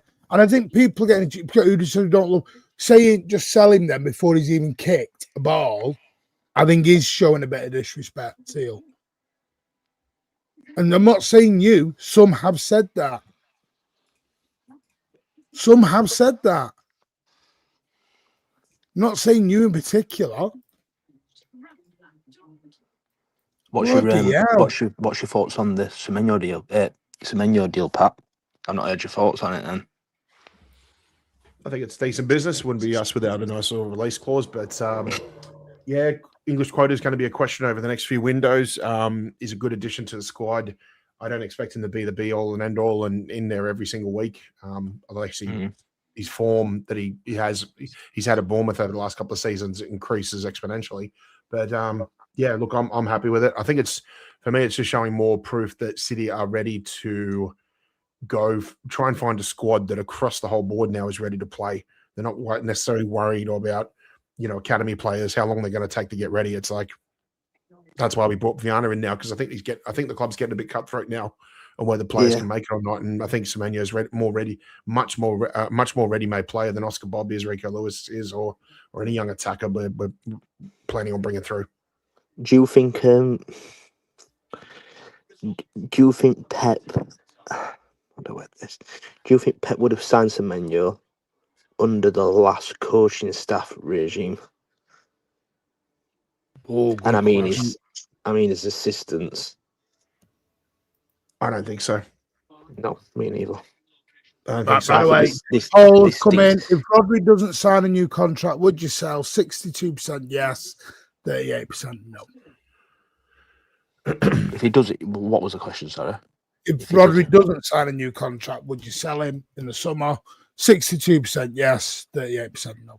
So is that more for people because he'd be out of contract, somebody losing for free? Or is that just, Yeah, so just come back on to it, sorry, Pat. I think it stinks like Pep Linders this sort of deal because, Yeah. in a good way, by the way, I see like the Salah, the Mane sort of. Yeah, you're going to say the Sort same, which is what you took. That's what, by the Mm. way, Peter, that's what Elliot meant earlier was Salah, Mane, Firmino. Much more a direct goal threat from wide areas. Yeah, and maybe, you know what, maybe this is another thing as well, what might be worth having a conversation in the next, I don't know, international break, whenever it may be, or mid-season review, or whatever it is. What happens with, if you sign Semenyo and you play Docker inverted, I know O'Reilly can still overlap, but then if you play Cherki and Foden together, I know one's probably going to be an 8 more than the other one, but they both naturally going to be attacking. Does that leave you a little bit more vulnerable on the count? I know we're vulnerable on the count. I get that saying all the time about, oh, you look like you're going to concede. I get that side of it, but is it going to be more of a bit like Klopp? You can score 2, we'll score 3. You score 4, we'll score 5. Is it going to be? I think that's been the case since the treble season. Basically, we've been gradually moving into that style of football where it's like, yes, we're going to have a bit more flair, a bit more pace, a bit more tempo, and things like that. But you have to counter that sometimes. If that's going to happen, that's going to be the catch-22 basically. So, what is this idiot on? What you want? Looks rainy there, mate. Don't get run over by that tram. I know Tim Berry's a pretty bad driver. I'm having a walk with Ricky. I'm having a walk with Ricky. He was a season ticket holder at City. He's on holiday over here to watch the cricket. So, and Ricky agrees with me, but Rodri's not going to go anywhere until he finds out if he's fully fit or not. And the club won't make a decision until then. So Martin's probably right by saying May. He's 100%. I think that's probably right. But they're not going to make a decision. But I don't think I'd be happy paying him 400 grand a week to play 2 games a month. I don't think that's right either. Yeah, and I said that. Yeah, that's what I said, Martin. You were right. So about Martin's never right. See, he goes away, he has to think about it, and he comes back and he goes, Martin, you were right. Bit warm there, mate. How much money, Alice? Hang on, I'll introduce you to Ricky. What do you think, Ricky? I think we're going to see just how he progresses with the doctors and the medical staff and making decisions. He's still a year left on his contract, isn't he? So, yeah, at this stage, there's no rush, and they'll probably chat over the summer and hopefully find his fitness. Yeah, I agree. See, there you go. And he's the brother that goes every week. Much like yourself. Yeah, well, you know, you paying 380 return from Sydney to Manchester makes it a little bit easier for you, Patrick. Oh, that's all right, mate. I'll put James Trafford as my beneficiary and drop him off wherever he needs to go to. Yeah. I'll have you put your sun cream on, Al. Yeah. Sun cream's on. Bit warm there, mate. Yeah, sun cream. A bit red. Yeah, you sweat like a gypsy with a mortgage. Mate, listen. I got sunburned at the MCG the day with Rich. So did Ricky, didn't you, mate? Yeah. It was good. Yeah, great day. Yeah. Well, just careful because I heard Tim Berry's lurking around with the next. What do you think of the Semenyo signing, Alan? We didn't get Like I said to you, Semenyo's not signed yet. There was heavy rumours about Liverpool also bidding for him as well. So we don't know, do we, really? Do you want to double or quick sell on his bet? I want to tell him. How much do you want to bet, Alan? A grand? 2 grand? Ricky, do you think Semenyo's coming to City? I think favourites. Yeah, that's it, favourites. Doesn't mean we signed him. He's rep for in Manchester today, Alan, doing personal terms. Yeah, well, Liverpool have agreed personal terms with him as well. And last that we thought it's Liverpool in Manchester. Steve, don't ruin it. I'm trying to win easy money here. And listen, last time we did this, Verts, you said Verts was a certainty, and he went down the M62, didn't he? I never said Verts was a certainty at all. I was kicking back when everyone else was telling me that it was the end of the world. The club's going to burn down if Verts don't sign. Like you. Yeah. If Verts don't sign, it's the end. We can't replace KDB with anyone else. I never said that. You were the one who came on camera and went Cherki shit. Well, he was shit at the start. Don't speak about Nunes. Don't speak about Nunes. Don't speak what about do you got Nunes. to say about him now? And Alan. And how's Nunes doing, Alan? Well, he's playing all right, but I'll tell you what, he was fucking awful on the weekend. Jesus. Really? Yeah. It was Mate, awful. Listen, Ellie, I was talking to you through the game. I had Rich in front of me, and Rich is going on a shout and screaming about Nunes as well. That's a fact. Rich, I never said Nunes were bad. oh, Diaz were bad. Diaz, yeah. His girlfriend was in the city, and that's why. Say again? His girlfriend was in the city, and that's why. I know I sat down next to her. Well, yeah. Yeah. Do you want me to send you some pictures, Alan? Not like that. Don't get giddy. Definitely like that. Yeah, you were in the prawn sandwich section, weren't you, Elliot? Jesus, now in the way, mate. Don't worry about that. Yeah. No, my jammer was actually in with the away fans. She was, yeah. He wasn't in no prawn sandwich brigade. That's me for the derby. That's a dangerous move, isn't it? The derby is in the prawn sandwich brigade. Oh, it's all coming out now, isn't it? I'm in a box at United. Yeah, I'm doing the walk this morning. Get me exercise in. Looks freezing now. Well, trust me, it's 33 degrees. Big up, Lenny. Look, good to have you back, mate. Hope you had a lovely Christmas. Take care. Anyway, right. We'll get back. I'm going to talk to Ricky.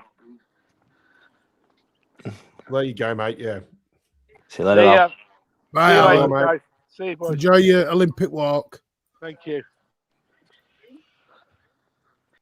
I'll just remove him because he doesn't know how to get off. That took a turn for the worst, didn't it? It did when you said I was sending pictures of my jammer. Jesus. Well, don't give a dog a bone, Elliot, and expect him not to bite. I think I said it. Alan will never bet. Do you see any more? Do you see any changes on Thursday, Pat? Or? Beg your pardon, mate? Do you see any changes on Thursday?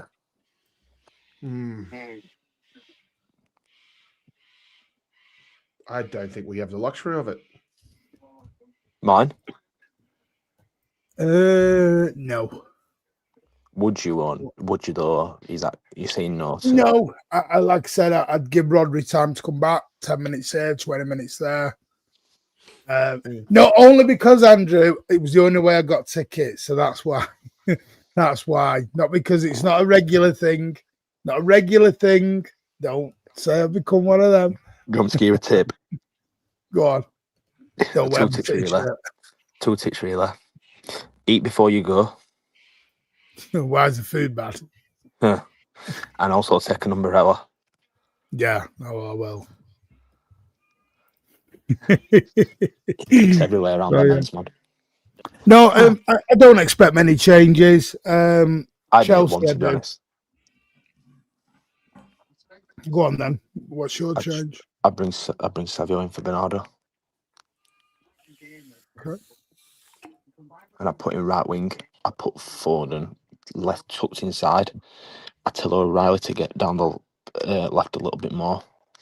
And I'd also probably bring Cherki more inside, rather having Savio on the right.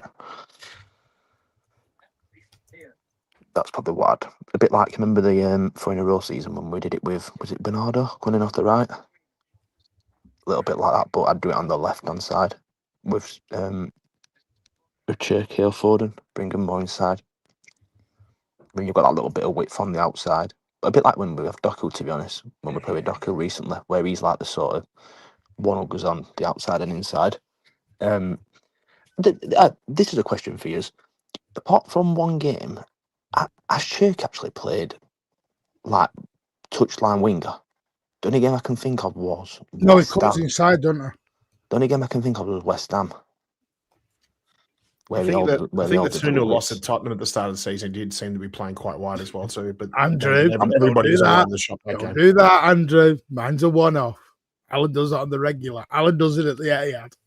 Yeah, I mean, what I meant, Pat, is I meant since the like Cherki playing more games, like Gonzalez coming in. The sort of I like think from the Cherki gets a international. free roll, doesn't he? I think. I Yeah. mean, I've this for Spartacus. Well, is that good? I Is think that good? I think you look at Is his heat that maps, good? and his heat maps just basically dominate across just smother the Yeah. entire front three. Well, if you remember when we played at Fulham, Pat, and we were cruising, then we ended up getting all worried and nearly conceding later on. You remember when he come on against Fulham, he like sort of played a bit like 6, to be honest, like slowing the game down. And if you remember, He just played like a little rover sort of role. He just covered areas that needed coverage. Yeah, When it was deep. Doku It was. do that, yeah. Pep said soon, didn't I? See, I'm expecting him back for the Chelsea game. I think he might be on the bench for Sunderland. Possibly. Well, I won't be able to see because I'm up in the gods at bloody Sunderland Yeah, as it's well. terrible, man. That's why I'm not Bloody sure. up in the gods up there as well. What is it with North East clubs and sticking you up in the gods? He's forecasting as well, isn't it? Yeah. No, I'm doing one tomorrow. By the way, bad news. Bad news. Blue pill, red pill. Bad news. Igal is leaving. Igal is leaving the show, sadly. I don't know why, but he's leaving the show. So my debates with Igal will be no more. It's sad. That's the impact you have on people, mine. I've drove him away. I don't think it'll be long before Savio gets a start, the way, because we were talking about this earlier, I think you heard, was he's taking up that Doku role at the moment of coming on with the last 20 and really changing the games. I just think, yeah, I get that. I just think what happens when Doku comes back. Well, what happens when Semenyo comes in? I think we'll use 2 wide, 1 inside, maybe 1 out. I think they'll sort of reverse a little bit. It's exciting. I mean, the big intrigue to this whole very, window. very good. Have you watched Semenyo a lot? Or? Yeah, I have. I watched him more recently. Again, I thought he was flavour of the month a few months back, but he's done He's it very now. 2 foot. He's very 2 foot. He's very 2 foot. Yeah. You know. The one thing, Very, thing very is for 2 me, foot. I want to see a player do it for 12 months. That's all it is with me. I want to see a player do it for 12 months. That's all. I said earlier, Anderson was flavour of the month. Now I'm seeing it doing him week in, week out. That's what I want to see. If Cherki's still doing this in April, May time, then great. I'm up there. I'll join the bandwagon. But my biggest intrigue of this whole window is going to be if Ake does leave, do we bring somebody else in and who that will be? Because I do think if you're going to sell Ake, you're going to need someone to come in. Now, I know Tolmy's talks about Matt Gay a lot, and there's been links with Gay again today, with Bob going the other way, but I still think the cards are in Matt Gay's hand. Correct. I would love Matt Gay, but I think City would have to probably add a bit more money into the mix. Maybe offer another player. Think that'd work? Not that. I know I'm talking about money-wise for his side, because No. I think City are going to have to give him some of his signing-on bonus in there. Would you not offer him 2 players? 1 on loan, 1 on permanent? Rico Bob. Or Rico and Nake? Bob and Nake? I mean, do we really... This is what we need to work out. Do we really need to sign him? What I want to say, if we've actually been told we've got a big chance of getting Gay from his representatives, do we really need to waste the money as well as players? Or if we've got a good chance of getting him in the summer on a free, are the club going to do that? I just don't trust Liverpool. I think Liverpool was. Oh, yeah, of course. Yeah. But they need him. They need him, innit? I mean, I wouldn't rule like Madrid or Barca out. I think they're sort of. No, apparently Madrid have ruled themselves out. Reports saying Madrid have ruled themselves out from that game. Barcelona, Bayern are very intrigued. One of the Milan clubs are. I can't remember which one it was. I can't see one of Italy. I don't think the league. I agree with Dashmesh. That's fine. I think we need someone for Ake. And here's my question: if it's not Matt Gay, who is it? Do you take a chance on the young lad at Toulouse and go and get Cresswell? You bring Victor Hayes back early. Yeah, well, I was going to say I'd rather bring Victor Hayes back and use Mifuna, to be honest. I'd rather do that. I know it's going to sort of well, is this why Echeverry's going to Girona? Are we sweetening the pot to recall Victor Hayes earlier? So we're going to go, right, we're doing you dirty, but we'll give you Echeverry on loan. I think, and you know, my glaze on Echeverry, but I think what Echeverry's done, I think that has massively helped him out moving forward now with the club because definitely. I said that. It's obviously, and by the way, let's not act like his agent wanted to go to Girona because I don't think he did. I think that's Echeverry listening to the club, Pep, and I think. But that shows a level of maturity to me now, Elliot. Yeah, well, he probably knows, innit? He probably knows that his agent's burnt him, and it's no secret. But I think it were almost like, but we'll send you here, but your chances are you're actually ever going to make it at City because you've not listened to the club. And I think now he's listened, I think he's got a much better chance at making it. I'm not saying he will make it. So you think him going to Leverkusen might have sent him back 6 months? I think so, Pat. I think so. I think him coming back. Agree, I think him coming back because what my thought is, Pat, is I don't think his agent still wanting to go to Girona. I think that's more him being mature, like Martin said, in going, nope, I'm going to do what's best for me. And by the way, this way we're going to be fair with it because he's now listened to what the club wanted. Whether his agent wanted it or not, or he wanted it, he's now listened to what the club wanted. So that's got to be a little bit of leeway with the club now, where the club go, he's took it on board. We was right, like we thought we was. And let's see what he does. I think he'll be good. I think he'll be good out there. Girona seems to have picked up a little bit, I think. I'm sure last time I looked, they picked up a few results. So hopefully it'll be good for them as well. And yeah, I just think he'd be a good player to have in and around the squad as well. I've always made that pretty. Yeah, I mean, I'm with Andrew and with you probably. I do believe, I think if Echeverry had ignored City on this one, then I think that would have been his career done. You know what I think killed him as well, Martin, which a lot of people don't look at. I think no problem formidable. My enemy. I think the Ten Hag thing killed him. You know, when he got sacked after 3 games. I think that were a bit like. Listen, I think everything changed. I don't expect a young lad to always make the correct decision. I think it was his agent. Well, that's the thing with Semenyo in the summer. I think he listened to his agent too much. I think his agent did Semenyo bad. Well, I know for a fact he did. So that's why I've never held it against Semenyo. He was a young lad. He was 20 years old at the time, and he was following bad. He was being badly advised for the wrong motives, shall we say? Because again, I keep saying, as you two know this, an agent only makes money on a contract renewal or a move. Unless they win trophies.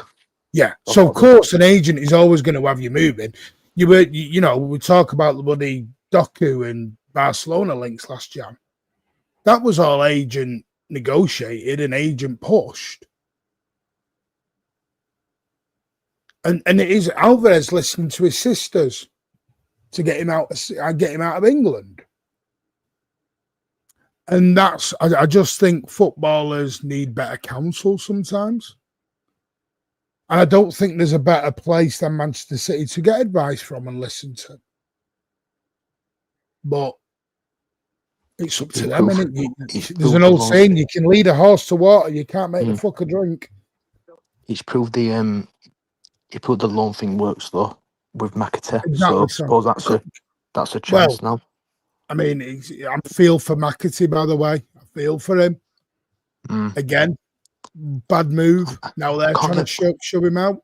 I can't understand why you can't get him. Or like some sort of minutes. Do you think that's why Rico turned the move down? Do you think Rico knew I'm just going to go up from one bench to another bench? Where is he going to go to start?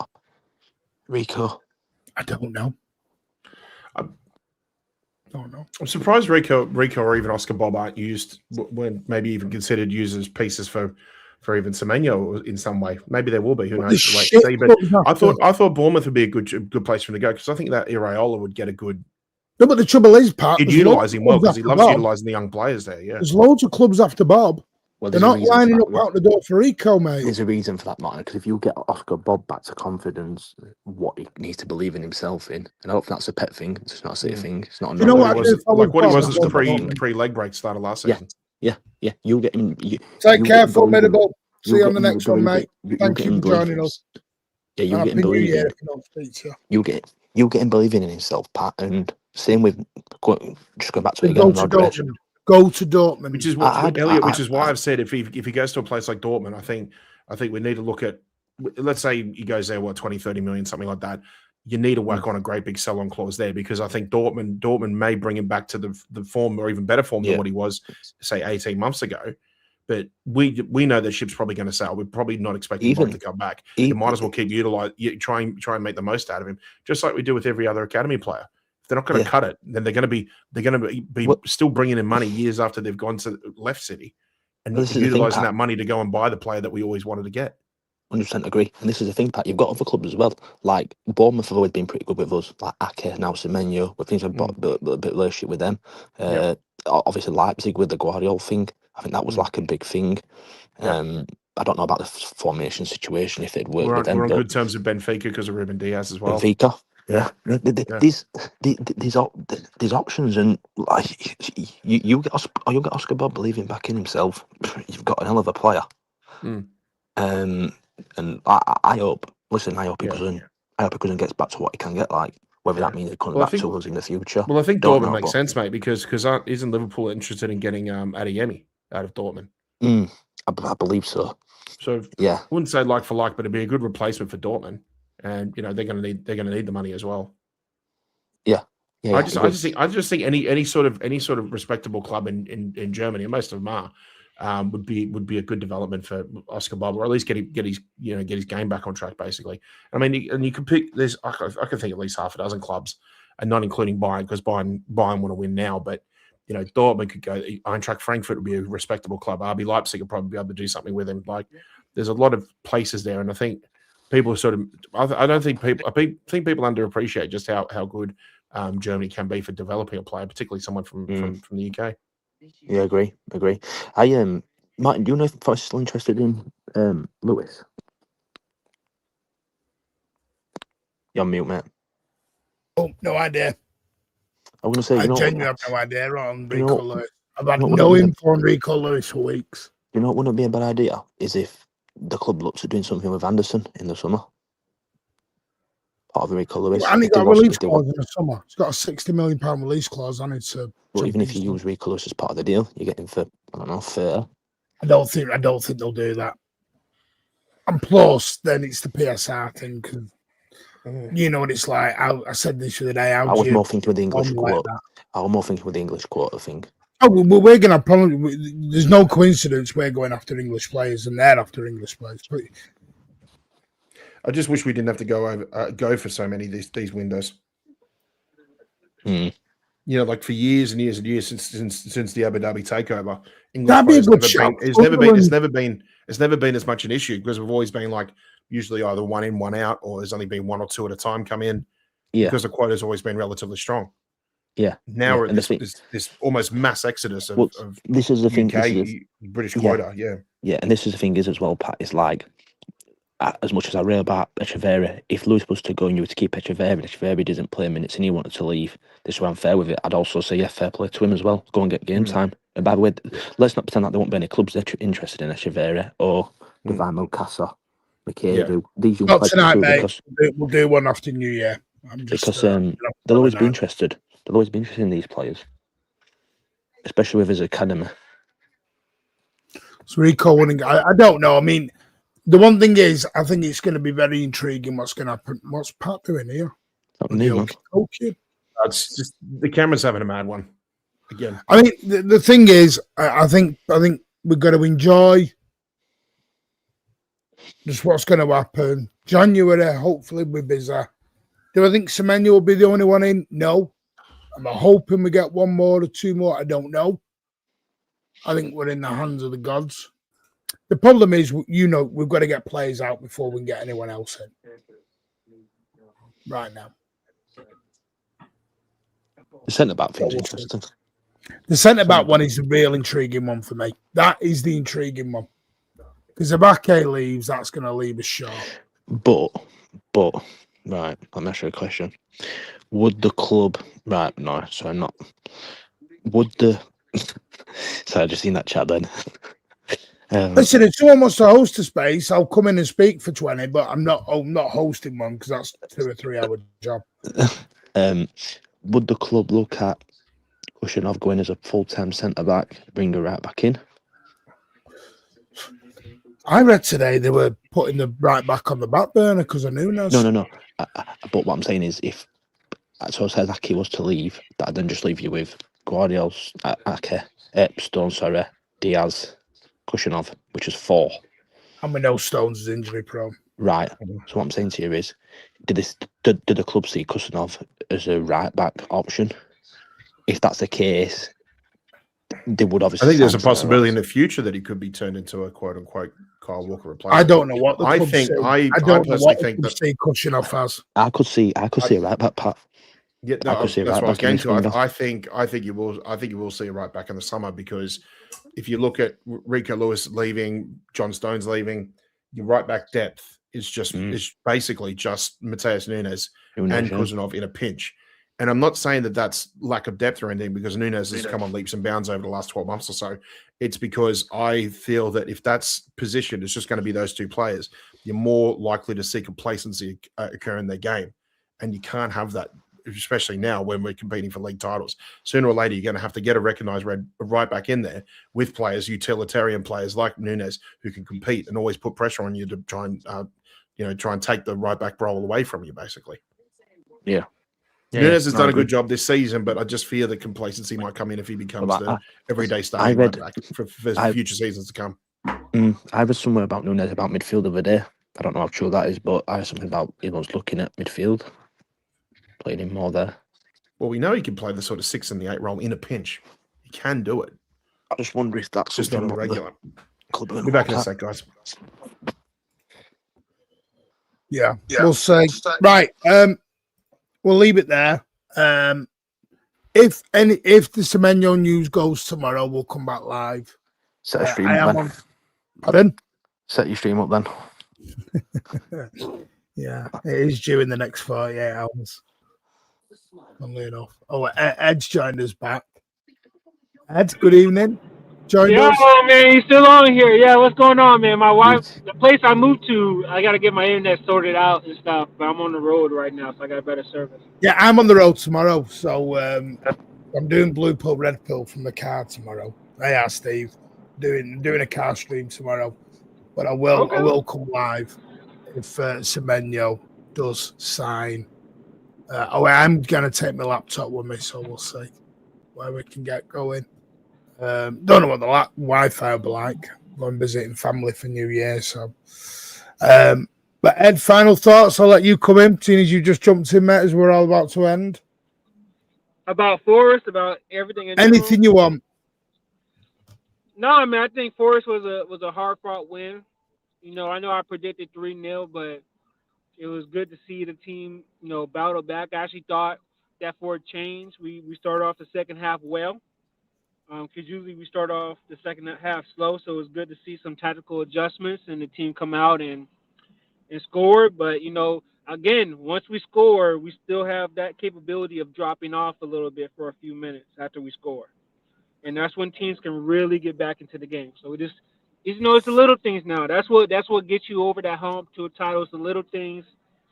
And if you've been a part of any team, I know Martin's been a coach, you always talk about the little things. You always say the little things can cost you when you try to go for the big honors. So, that's why we're pointing out that's not criticism, but you got to talk about those things. When I was on to Sutherland, I think, Sutherland, I saw them play against Leeds. I wasn't that too impressed, but, we're going to have to go there and battle again and concentrate.